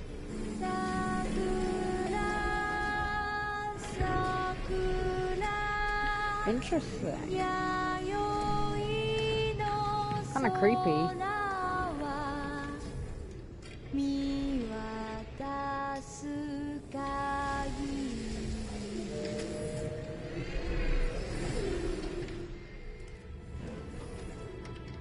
Multilingual verbal expression checked. Go ahead, take a few steps.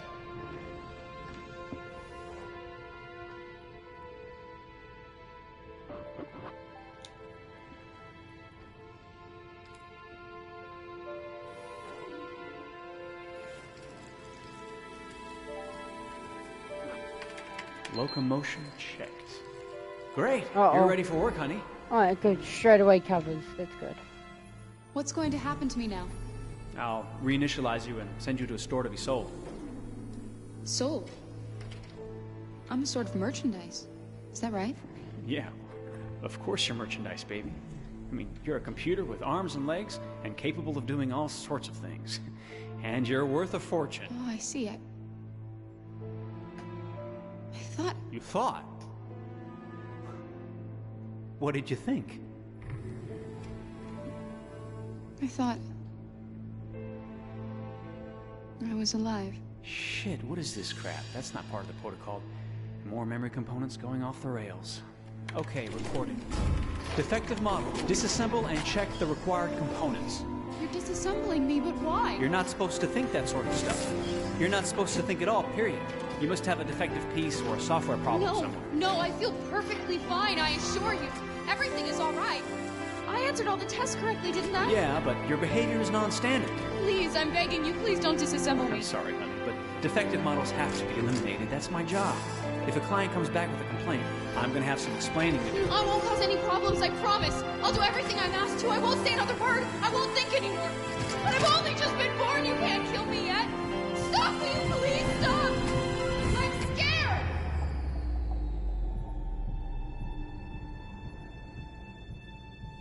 I want to live. I'm begging you. Holy fuck. So that's how they get through.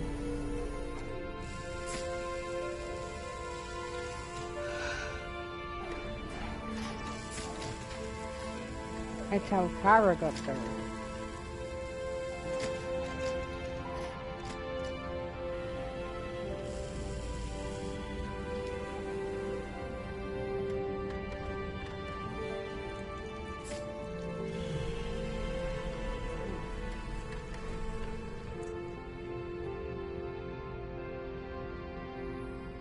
go and join the others.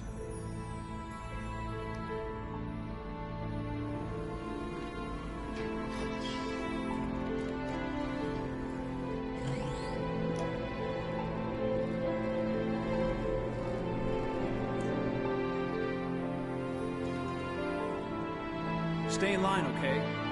I don't want any trouble. Thanks.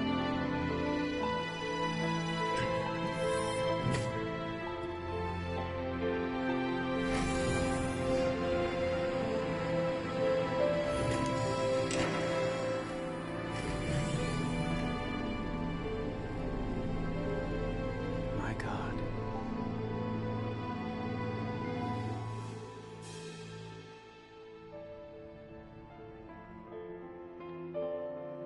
That's an interesting short video. Let's go.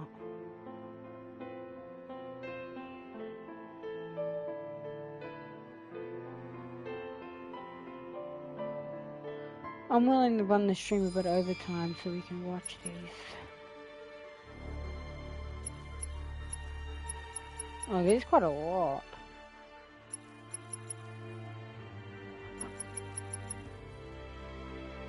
Oh well. 2015. We're going to take up a few minutes each one.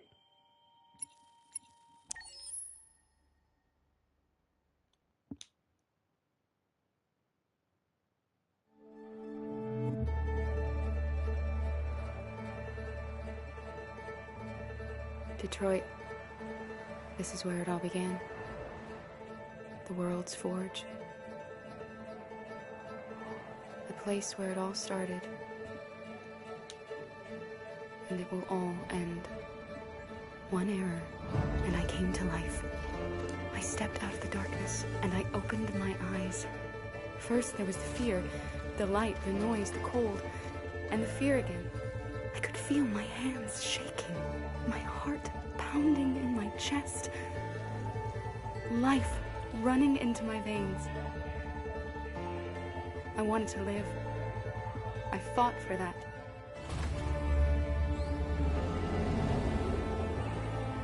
I had to find out what was outside. I had to see daylight, feel sunshine on my skin, wind on my face, to see the world, the colors, the smells.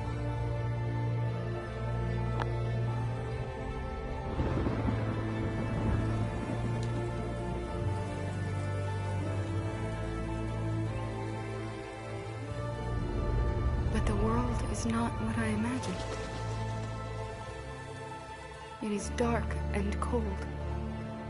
It is harsh and violent, unfair and brutal. It almost convinced me I was nothing.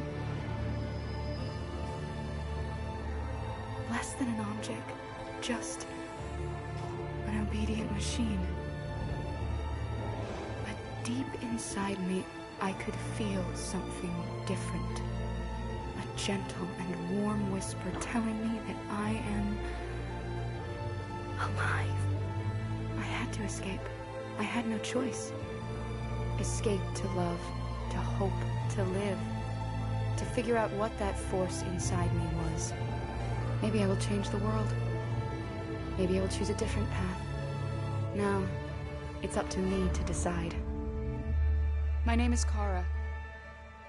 I am one of them.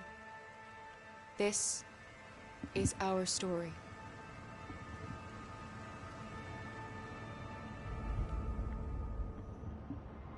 So that was the original teaser for this game.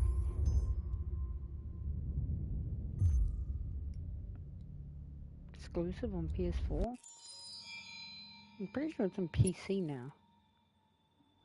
Discovering Detroit.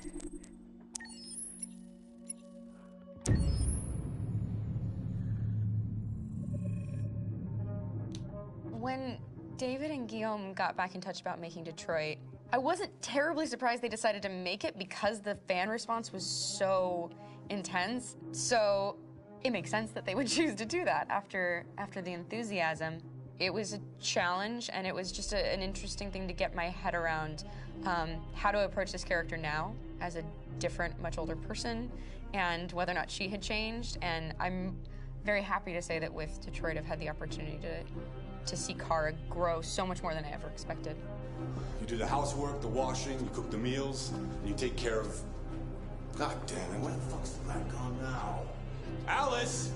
Alice! I mean, she starts out essentially how she does in Kara in a very, not robotic, but, you know, android other way, and getting to take this journey where she becomes more and more human as it goes on. You know, and as an actor, that's a wonderful exploration in every way, whether it's how she sits, her posture, how her voice changes, how emotions change, and how much emotion is based on things like empathy and social experience. And so having, you know, as much material as I got with David to have this huge, nuanced arc was really incredible. Why couldn't we just be happy? This experience has been quite different than the experiences I've had shooting film or TV or doing theater work. I have 83 dots on my face and a really flattering black wetsuit type thing, and you're jumping around with props, and it's kind of like being a 10-year-old imaginative kid, which is fun. There's 80 cameras around us. It's already lit. So we just shoot and shoot and shoot and shoot and shoot. There's no change of sets, there's no hair and makeup, there's no wardrobe, so we move really fast, and we'll go through about 35 pages in a day. Working in TV or film, we'll probably do 6 pages a day. It's kind of acting boot camp. It's like working out constantly. I mean, you're doing this thing, and then you got to do something that's completely other back to back to back. And so that kind of process of working is very challenging, but it's also very exciting because you just have to keep coming up with new ideas, and your head goes all over the place because you're trying to keep track of basically 4 different storylines for each different response. You shot that girl, for fuck's sake. It was a machine that looked like a girl. Yeah, I know what I should have done. I just told you I couldn't. All right, I'm sorry. The fact that David Cage is telling like many stories interwoven from beginning to end is super complicated and super impressive, and I have no idea how he keeps it all in his head. He's not just the writer or the director who's seeing this from the outside eye. He's also thinking about the player walking through this space. You know, only somebody who really, really loves not the work, but like these characters and these stories and cares about doing something meaningful would invest that much in it. And it's always inspiring to work with somebody who cares that much. My experience with motion capture is this one. And I found it sort of terrifying in a way, because they said the computer's going to build you. But then as we got into it, I realized all the elements of it were still artistic.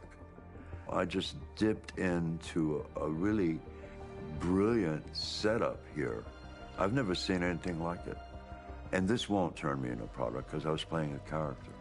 So it's wonderful. In the game, Detroit comes back because of a revolutionary industrial rebirth. And there's no reason why that can't happen in Detroit, because they have such tremendous infrastructure for millions and millions of people who can very easily support, you know, a new industry.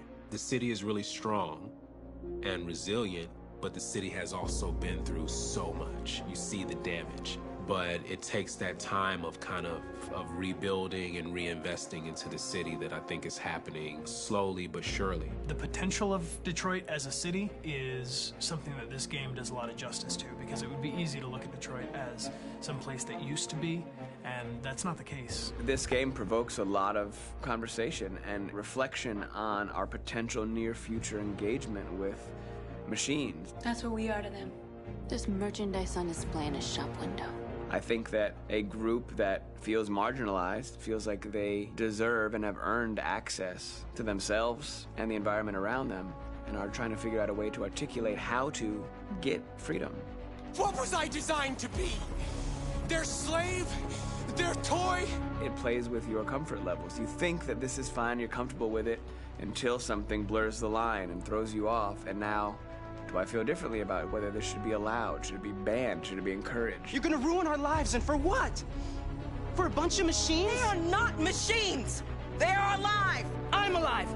You're alive! They're nothing! There are lots of comparable comparisons to any type of persecution of religion, race, etc., dating way back. It can't just be a video game where you shoot 'em up or where people make these choices to do whatever. I think that's the whole point. You have the choice, and you can either choose to go in one direction with your character or another. And I think that's going to be very telling about the gamer.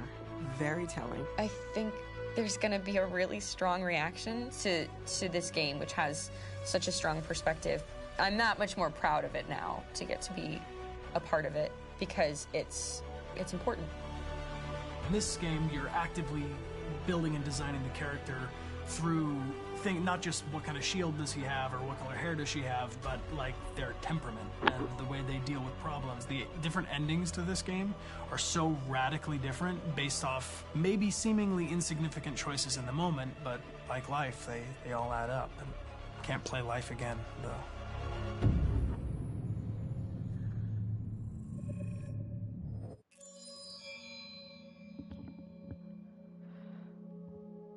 Jesus.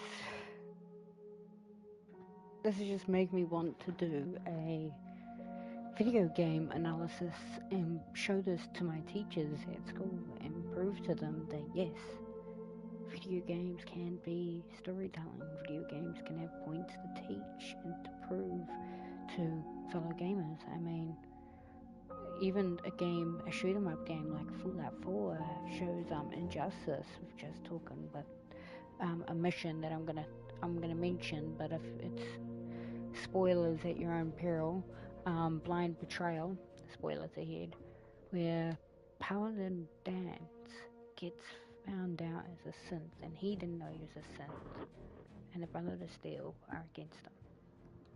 You know, that is injustice, as they banish him for it, or execute, depending on the player's choices. So either way, it's pretty, it's a lot of injustice and shows what people could be like. This game is kind of a step up. It shows segregation, it shows free will, it shows human rights, it shows rights, it shows humanity. And I think that's something that needs to be touched on more often. More people need to play this game, I feel. You know, if you're yapping too hard, let's watch the next one.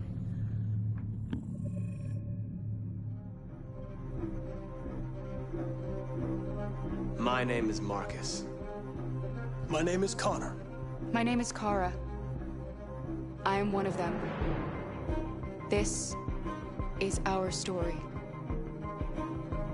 I think who Kara is, or how I would describe Kara, depends entirely upon who's playing her, because you have the option to make her multiple different people depending on the choices she makes.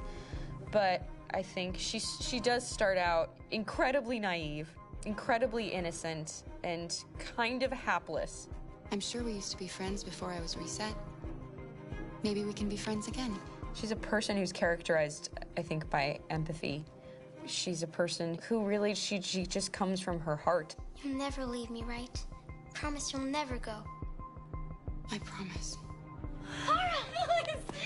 Are you okay? Are you hurt? Wait a minute. Leave her alone! Kara, leave her alone! The really beautiful thing that I've had the gift to be able to do is to essentially build a person from the ground up, because that's what she's doing throughout the game. And with every experience she has and every person she meets, she's building, you know, first emotions and then the sense of judgment. And it's sort of an exploration of what it is to be a human. Don't worry.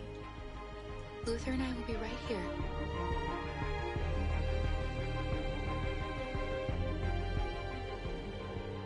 David and the creators have painted a really intriguing and engaging picture of a near future where we rely upon androids for a lot of our service class business, the class that serves us, that helps us, that handles our baristas and our drivers and our housemaids. And what is humanity, where we tap into it, how and why we treat each other the way that we do. And my character Marcus has a really intriguing journey, becoming deviant, realizing that he actually has feelings and human qualities inside of him, and it's a really incredible ascension into becoming fully realized and coming to terms with what you actually deserve better than this in life. And not only do you want it for yourself, but you want it for your peers. We've come here to demonstrate peacefully and to tell humans that we are also living beings. All we want is to live free. You know what? This thing, Dad, is not your son. It's a fucking machine! I think that a group that feels marginalized, feels disenfranchised, feels like they deserve and have earned access to themselves and the environment around them, and are trying to figure out a way to articulate how to get freedom. Connor is analytical. Connor takes things literally. He starts in the beginning place where he's very mechanical. He feels nothing inside, of course, and it's all just a system, a protocol that he is executing to get whatever he wants to happen, which is help humans stop deviants and to find the link between deviant androids. You were designed to serve humans, not kill them! What was I designed to be? Their slave? Their toy? Just say, I killed him! Is it that hard to say? Stop it! Stop! But of course, over the course of the story, and depending on the player's choices, Connor can grow in many different ways. He can deviate from that procedure or not. The moment of truth, Hank. Am I a living being? Or just a machine?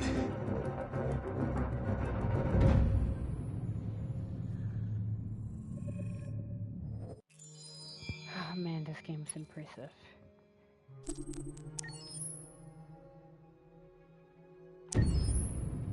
You gotta watch it all. Game after game, we try to challenge ourselves. For Detroit, we wanted to, first of all, to write a story that would be incredibly bending, which means the most non-linear story that we've ever created. And we wanted really the player to have the possibility to change the story, change his own journey. When you're writing at Quantic, you're writing for an interactive medium. You know, when you're working in television, you'll put a character in a difficult situation, and you as a writing team will argue about what would that character do. But ultimately, you have to decide what happens, and you just show the audience. What's interesting about interactive drama is you bring the player into that conversation, and it changes your job slightly as a writer, because your job is to provide a narrative context in which the player can write his own story. You're giving him this kind of narrative Lego that he's going to snap together into his own shape. You also have the ability to make your audience attach themselves to your characters, because the audience is in some sense responsible for what happens to the characters. It's just a few cans. Come on, let's go. We have some cash now. You used me to steal that money. How could you do that? I trusted you. What is a bit specific about this scripts is how large they are. If you take a film script, there are about 100 pages. But here we have to deal with a script that is between 4,000 and 5,000 pages. Everything becomes bigger because we don't just tell one story, but we tell all the possible stories that can be told within this narrative space. On Act 3, our final act, we have around 1,000 different scenarios. And every one of those scenarios has to be as interesting, as passionate, as strong, and as emotional for the player. We want every action that the player does, every interaction that is available to serve in telling the story, and help the player understand who his character is, and build that character moment to moment.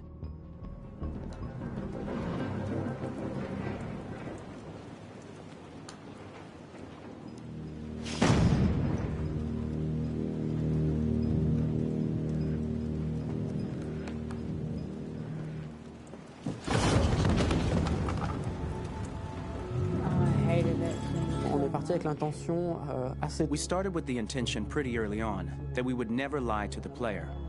So we implemented a visible tree structure in the game that players can consult during a scene or at the end of it, which shows exactly what they did and what they missed. There are games out there offering world exploration. We offer narrative exploration.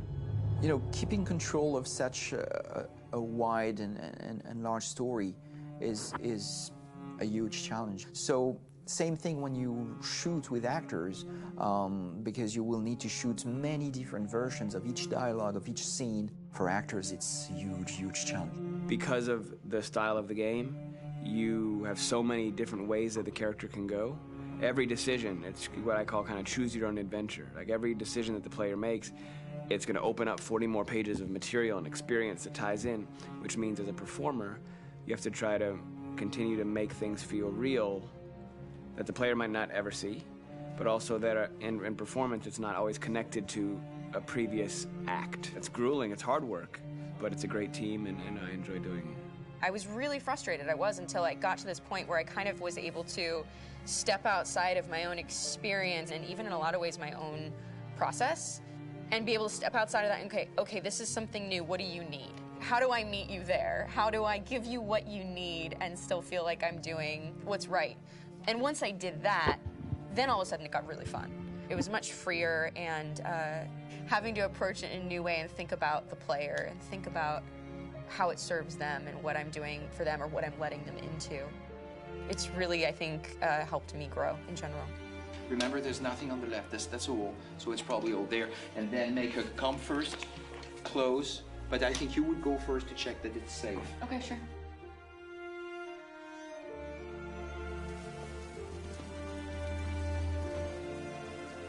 The most enjoyable thing about working in performance capture on this kind of project is that if I shot a film, I would get to do one of these endings. I get to do so many different things as Connor.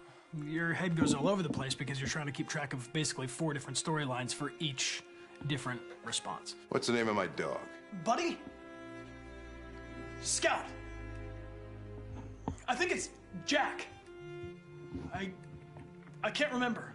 So I worked with physicality a lot because it was a good way to anchor myself in these different rings of the tree. As the story grows out, I know where that is physically in my body, and then I can switch more continually on set, and it'll be entirely up to the player to determine what order those things come out and what they look like from a distance. Like if you're playing through it, the culmination of all of that will be their version of Connor. I'm faster than you, and I don't feel pain. You don't stand a chance against me. Listen, asshole. If it was up to me, I'd throw the lot of you in a dumpster and light a match to it.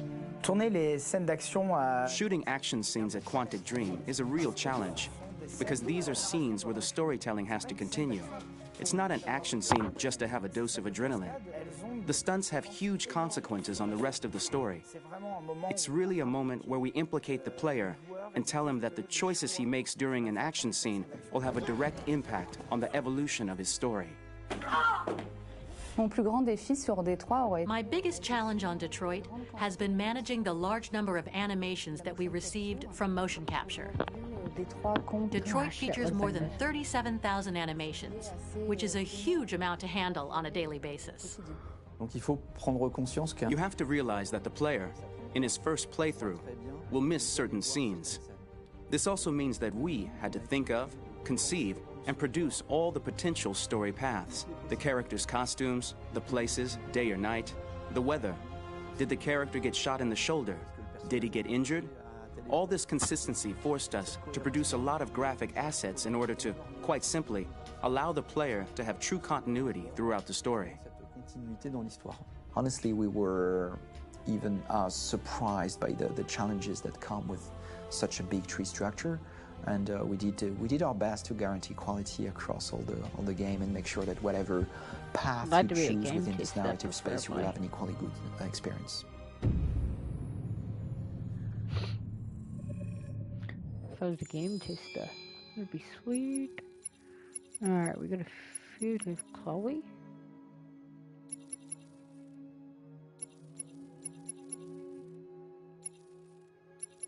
Okay. Next up, the making of Detroit. Once we finish all these, we'll in the stream. Detroit Become Human was produced over a period of 4 years. Here in Paris, we have a team of about 180 people. And to that, we need to add also all the outsourcing with our partners in the Philippines, in China, Vietnam, and in India. So when we started working on this story, I had to imagine where Kara was built. And for whatever reason, the city of Detroit came very quickly to my mind because it had already an incredible story by itself of history and themes.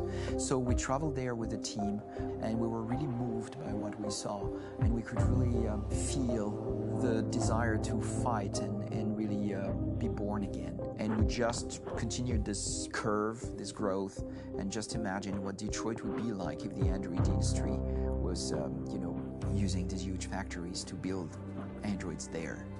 A very strong element in Detroit is that there's a lot of industrial wasteland and a lot of nature too, and for us, the graphic designers, it was an incredible playground. The destroyed zones which we wanted to preserve, we appropriated them to turn into something else. Then in the areas that needed to be rebuilt, we were able to imagine our Detroit of the future. We didn't want to make a science fiction universe, but a world of anticipation. If we chose science fiction, we could have imagined flying cars, extraterrestrials, but those things are very far from our current everyday life.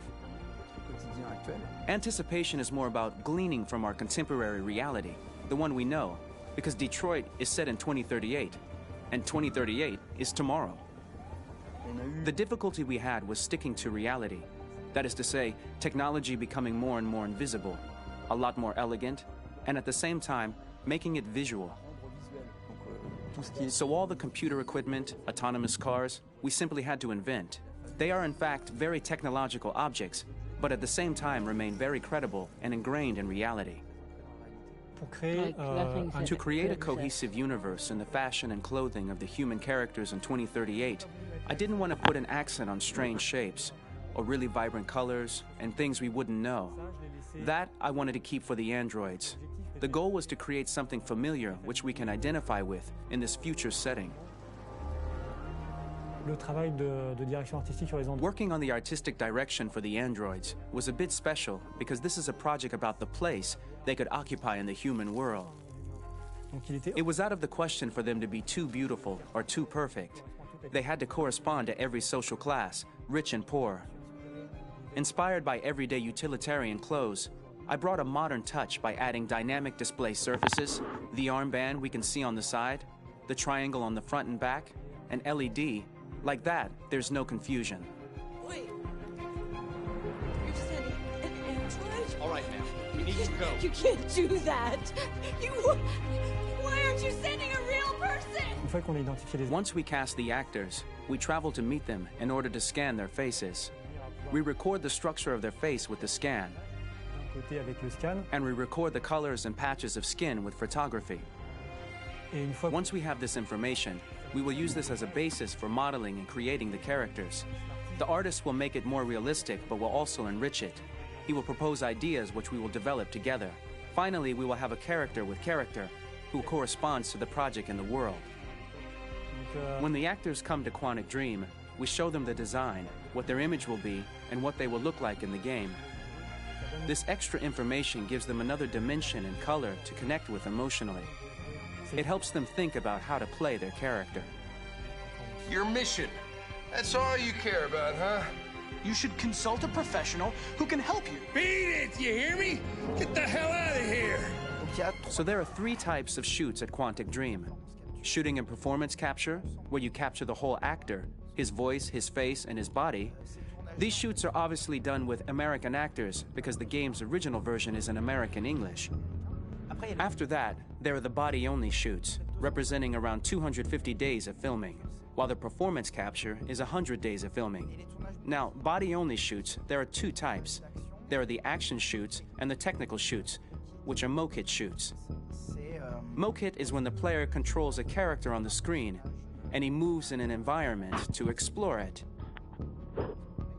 This is of particular importance at Quantic Dream, and therefore we shoot a lot to offer a unique context for each scene and each character. To prepare a motion capture shoot, we first get together to look at the sets we need, the animations that we want to shoot, which ones need to be grouped together, or which ones need to be cut and shot at another time, so that we get the most out of the shooting day. This often means shooting scenes out of order, especially those with big props or accessories, like a big car, for example. So we shoot all the animations related to that particular prop first.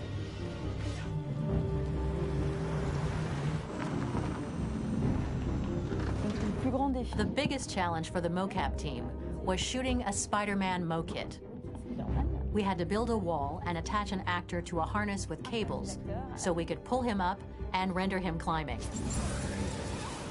The shooting on this game total took about, I would say, more than a year, maybe 1 and 2 years, with about 300 actors on set. So I would say it's quite a massive production. But so much happened on this set between the stunts and the shootings with a little girl and all these great actors that we had. It was really a very, very memorable journey for the team and for myself.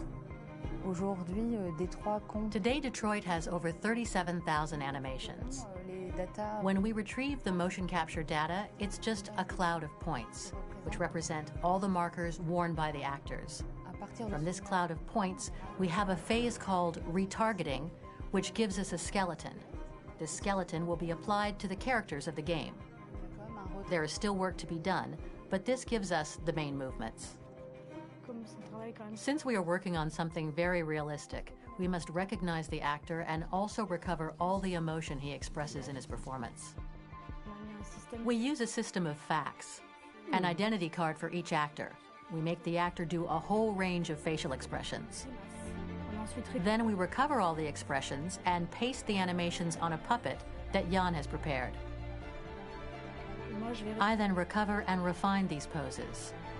I might stretch the lip, reinflate a cheek, tiny details that make the finished product really capture the actor. Because of the nature of our mocap system today, when we receive the animations, we're missing eye movements, and so the character has that dead look. He really has no eyes, so then it's a big part of the work for the animators to find the regard of the actor in relation to his position, in relation to the body, etc. It was crazy when I saw the newest model for Kara, because they've been working on it and working on it, and this was the first time I literally jumped in my seat. It not only looked so much like me, it was the fact that it looked so lifelike. It wasn't that it looked just like it was a camera, it was something else, you know, but it looked alive. It's exciting, and it's kind of terrifying. Game after game, we learned the rules of optics and filming, and our goal with Detroit Become Human was to have cameras that would actually emulate the optics of a real physical camera. So basically dealing with real-world imperfections was our main task, and just to make cameras look as real as we can. Once the animations are shot and processed by the animation department, integrated and polished, we film them. That is to say, we really do a mise en scène, as in cinema. The real difficulty of our job is to know if these cameras are telling us something. Are they in the emotion of the scene? Do they describe exactly what the action must convey, what must be felt? The most important challenge for me was one of the final scenes where Marcus decides to start the revolution and go to the battlefield.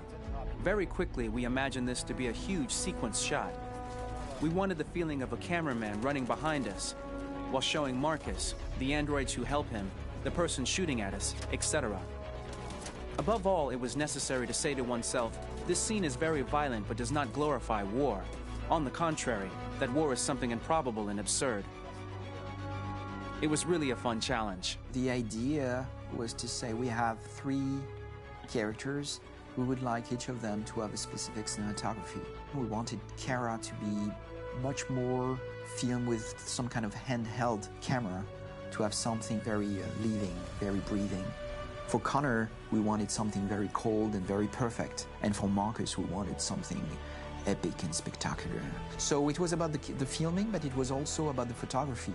So we worked with a director of photography to give each character a different lighting, different key colors. Each of them would have their own worlds. And finally, we worked with the composers, so they would create a specific sound for each character, so each would have his own world and his own style.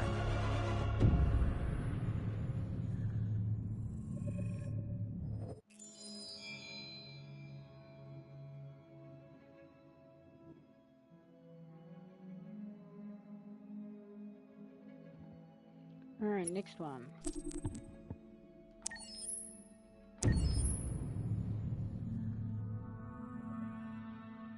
For the soundtrack of the game, we tried to be very close to what is done in film. We were constantly asking at each place in the game, why are we putting music here? What is it going to say? So we focused the music on bringing emotion, which is interactive, and supports the character's arc. I'm sorry, honey. I'm sorry. I'm sorry. You know I love you, don't you? You know I love you. We make games that are very narrative. We're really into interactive drama, so the soundtrack also had to go in that direction, supporting the three characters' very different stories. We really wanted three colors, three musical sound identities, and from there, having three composers made sense, since the story of Kara, Marcus, and Connor are all completely different.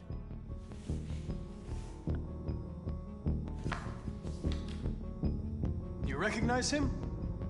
It's Carlos Ortiz. For Connor, we wanted a soundtrack that could be very cold and very mechanical, very machine-esque somehow. For Kara, we wanted a soundtrack that would be very moving and emotional. It was about the quest for identity, but it was also a journey about love and empathy.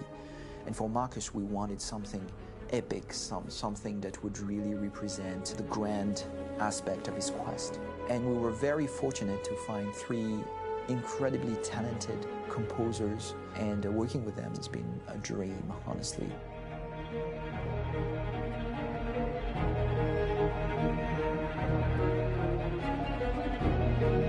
My name's Philip Shepherd, and I'm a composer and a cellist and a producer, and today we're at Abbey Road Studio One, which is my favourite studio in the world, and today we're recording the soundtrack for Kara from Become Human.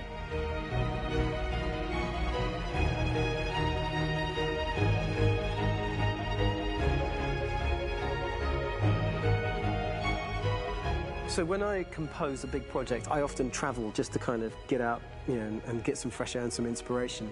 And I go hiking and traveling in Montana a lot. I had a log fire in the room that I was staying in, and the flames were kind of making absolutely direct music. And it became the basis for Kara's theme, and it sounds something like this.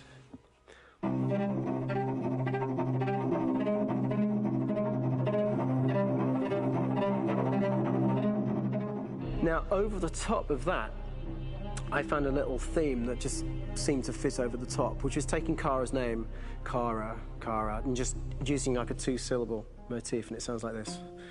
We're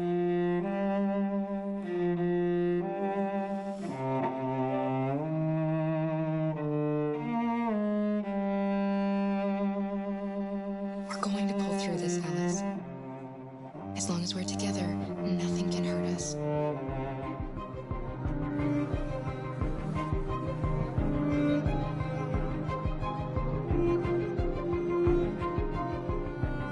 And all the time that's fitting over.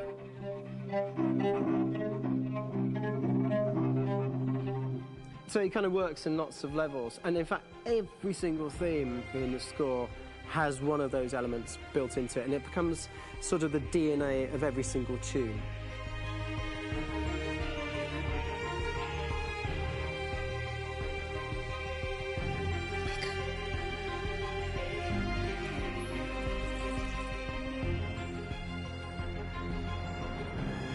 For me, writing this theme for Kara, I actually had to tap into what it feels like to be a father to daughters. I really had to tap into everything I feel about my daughters and thinking, well, if I had to write music for them and that sense of trying to protect them but also give them the freedom, that's totally where it came from. Because each composer has been given the sort of narrative responsibility for very different characters, I haven't had to sort of go into other styles. I can actually be very loyal to this particular character and sort of hopefully encapsulate her. But it means also I've suddenly become very connected to this character. And if for some reason it goes to game over early, I'm going to be mortified, you know? They're over there! Starting a new project, for me personally, it's always finding the right tone, finding the right color, I like to call it. For me, it's finding that right texture that actually sits against picture really well. One of the biggest things is I created custom instruments for Connor.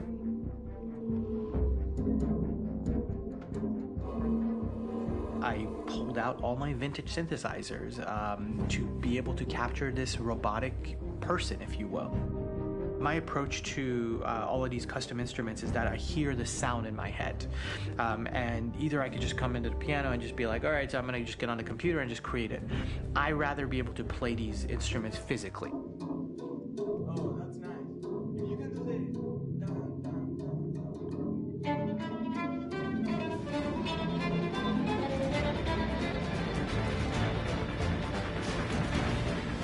As soon as you see Connor the first time, there is a really interesting thematic idea that you hear, and that's just made out of a Moog synthesizer, but completely manipulated in multiple ways. And it's robotic. It has a little bit of an emotional to it. He's on his mission, so you feel that as well. So it just kind of gives you that cold, motionless, with a mission in hand that you kind of feel throughout the whole thing.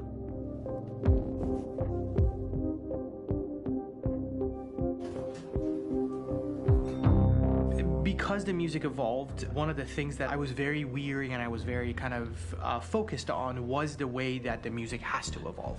So my idea behind it was that Connor is a singular android that could at any point become a deviant or could actually stay as an android.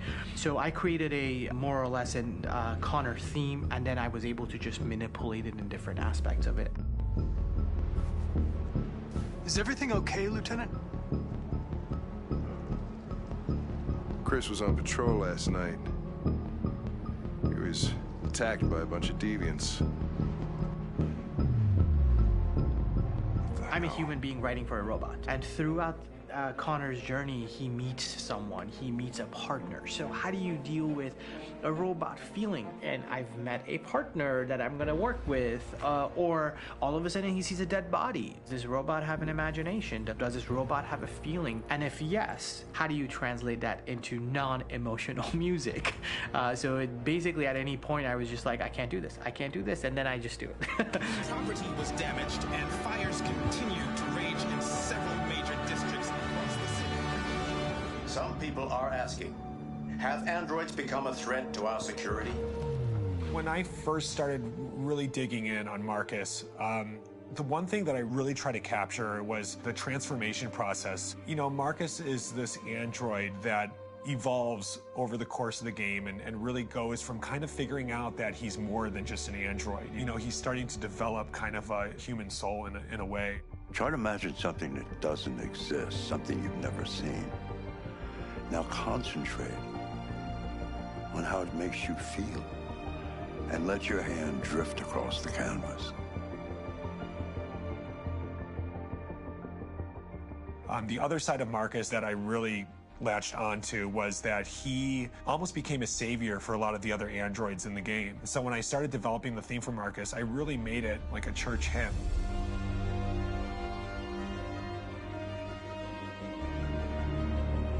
I wanted it to be very simple. I wanted to make it a chordal melody. I really wanted to make it almost like a Bach hymn.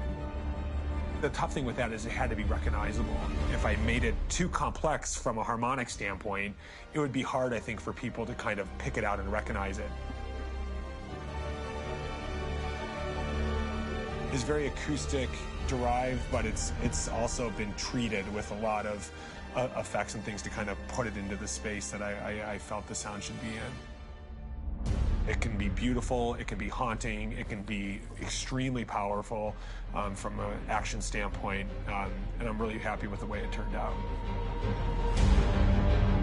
The music is there, but it's subliminal and it's emotional, and people are feeling it, and it's not distracting.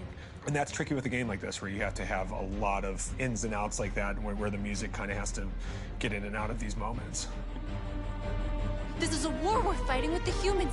If we fail, they'll destroy us. I think the game's been put together so well where I just wanted to make sure that I wasn't ruining the emotion.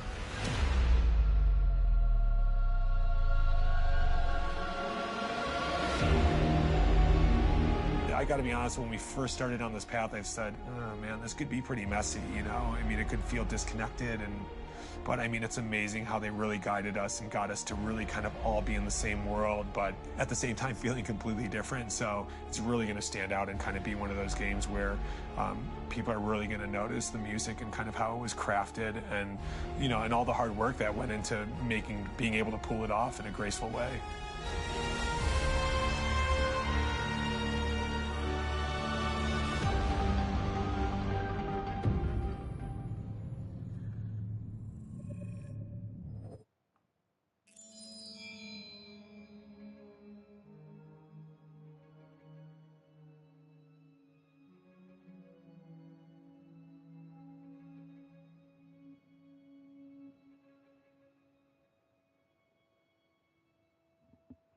Alright, on to the next one.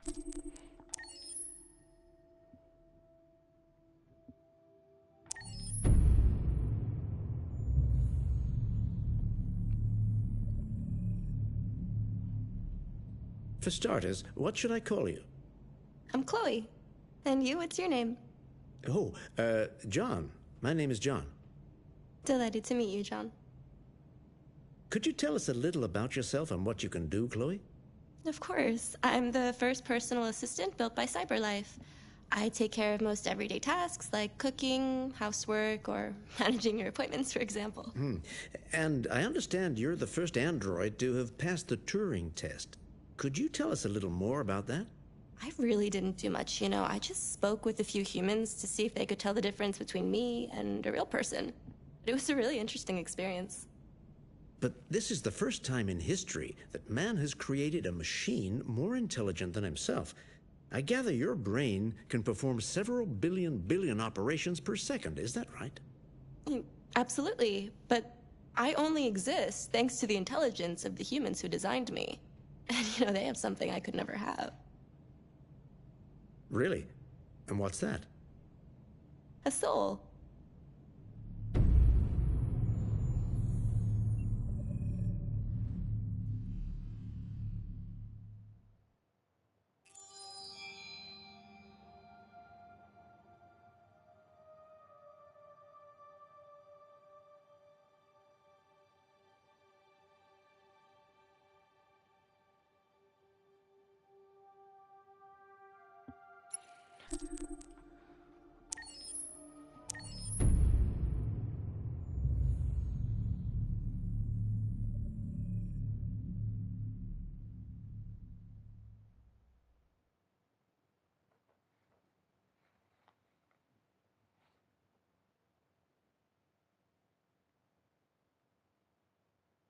Hold on, just a little while longer. Hold on, just a little while longer. Hold on, just a little while longer. Everything will be alright. Everything will be alright. Fight on, just a little while longer. Fight on, just a little while longer. Fight on, just a little while longer. Everything will be alright. Everything will be alright. We will sing on. I hope I don't get a copyright claim. Just a little while longer. Sing on. Just a little while longer. Sing on. Just a little while longer. Everything will be alright. Everything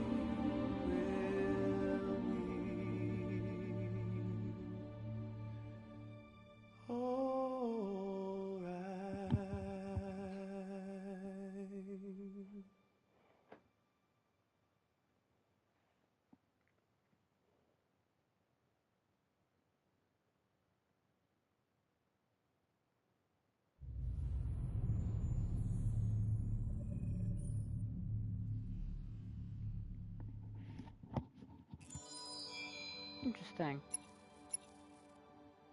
We got a short here, Salako, and then Kemsky.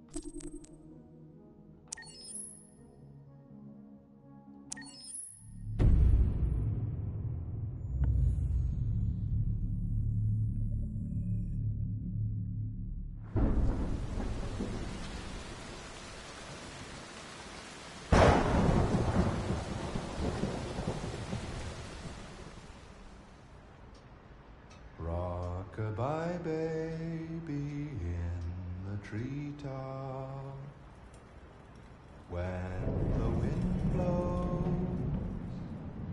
the cradle. Sorry guys, we'll try that again. My controller went flat. Here we go.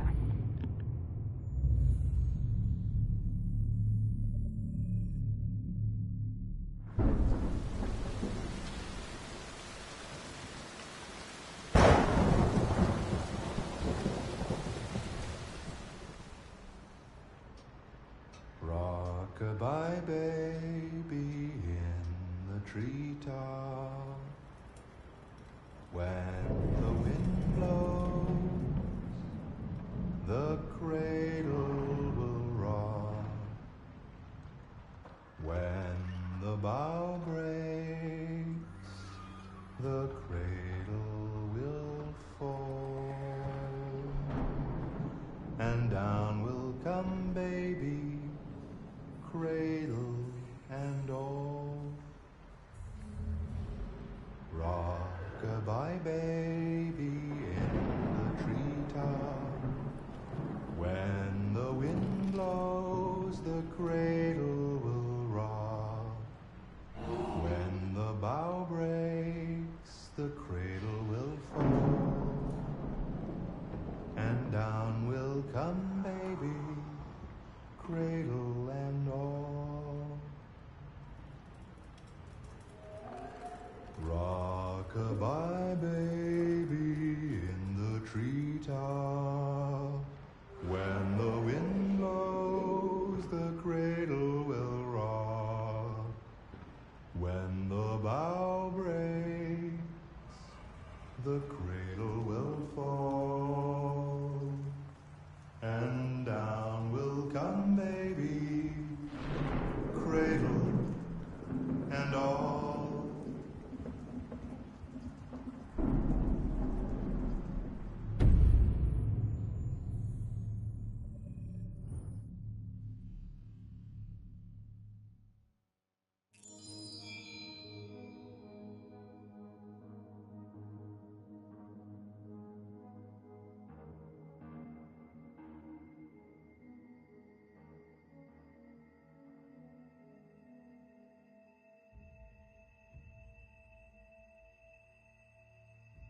Last one.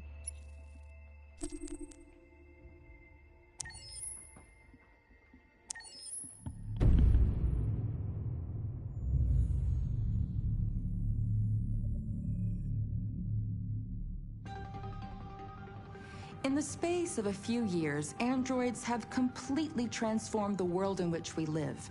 By letting androids into our homes and factories, the CyberLife company has made them everyday technology. The founder of CyberLife, Elijah Kamsky, is a very discreet man. Despite being the CEO of the highest valued company in the world and being voted Man of the Year by Century Magazine, he remains a mystery for most people. That's why we at KNC are so excited to be here as CyberLife opens its doors for the first time. Elijah Kamsky, could you please tell us where we are? Certainly, and welcome. We're currently in CyberLife's production center in Detroit, where all models are designed and manufactured. More than 10,000 androids come off the production line every day. Fascinating.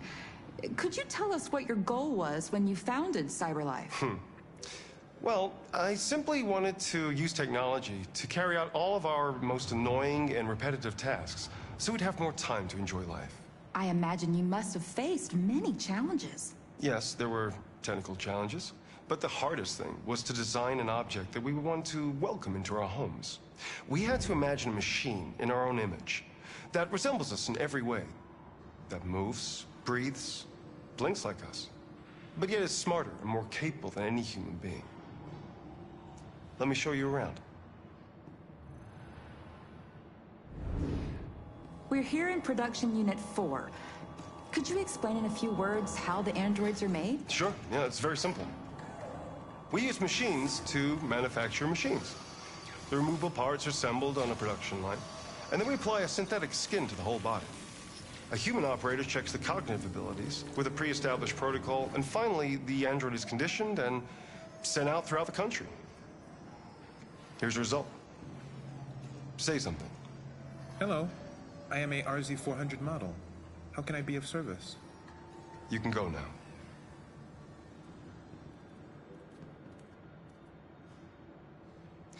Our androids are already replacing humans in many fields. For example, they represent more than 80% of all university professors and 63% of all medical staff.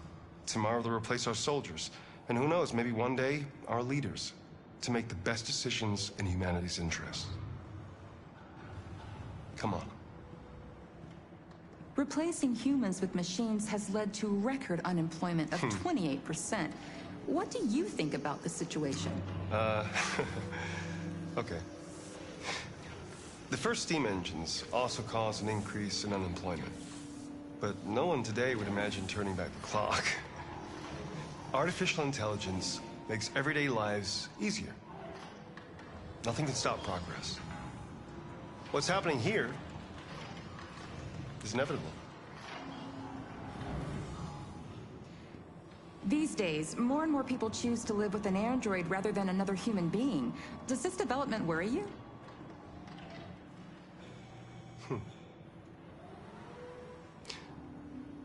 Everything's much easier with an android. They obey your orders without ever complaining.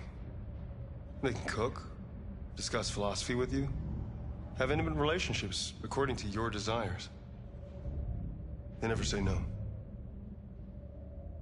Obviously, they are the perfect partner. Everyone deserves happiness. Why deprive yourself of so-called moral reasons when a machine can make you happy?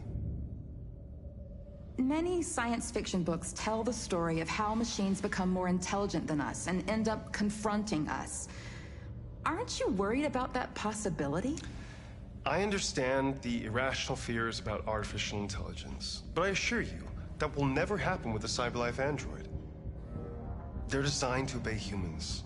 They're machines. They can't ever develop any sort of desires or form of consciousness. Are you sure? I'm absolutely certain. You can trust me.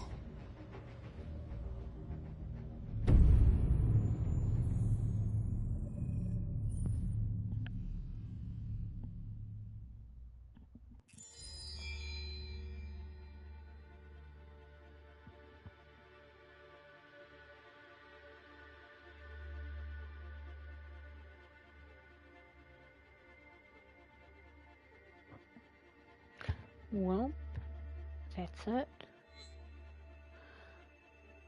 Yes, gallery.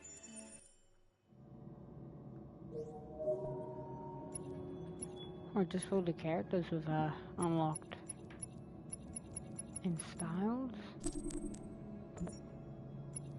You can just buy them.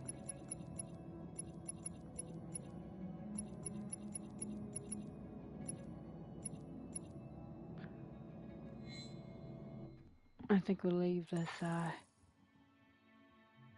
episode here. Don't forget to leave a like, subscribe, click the bell icon, and links to my About Me for Twitch and Discord. Have a good one, guys. Peace.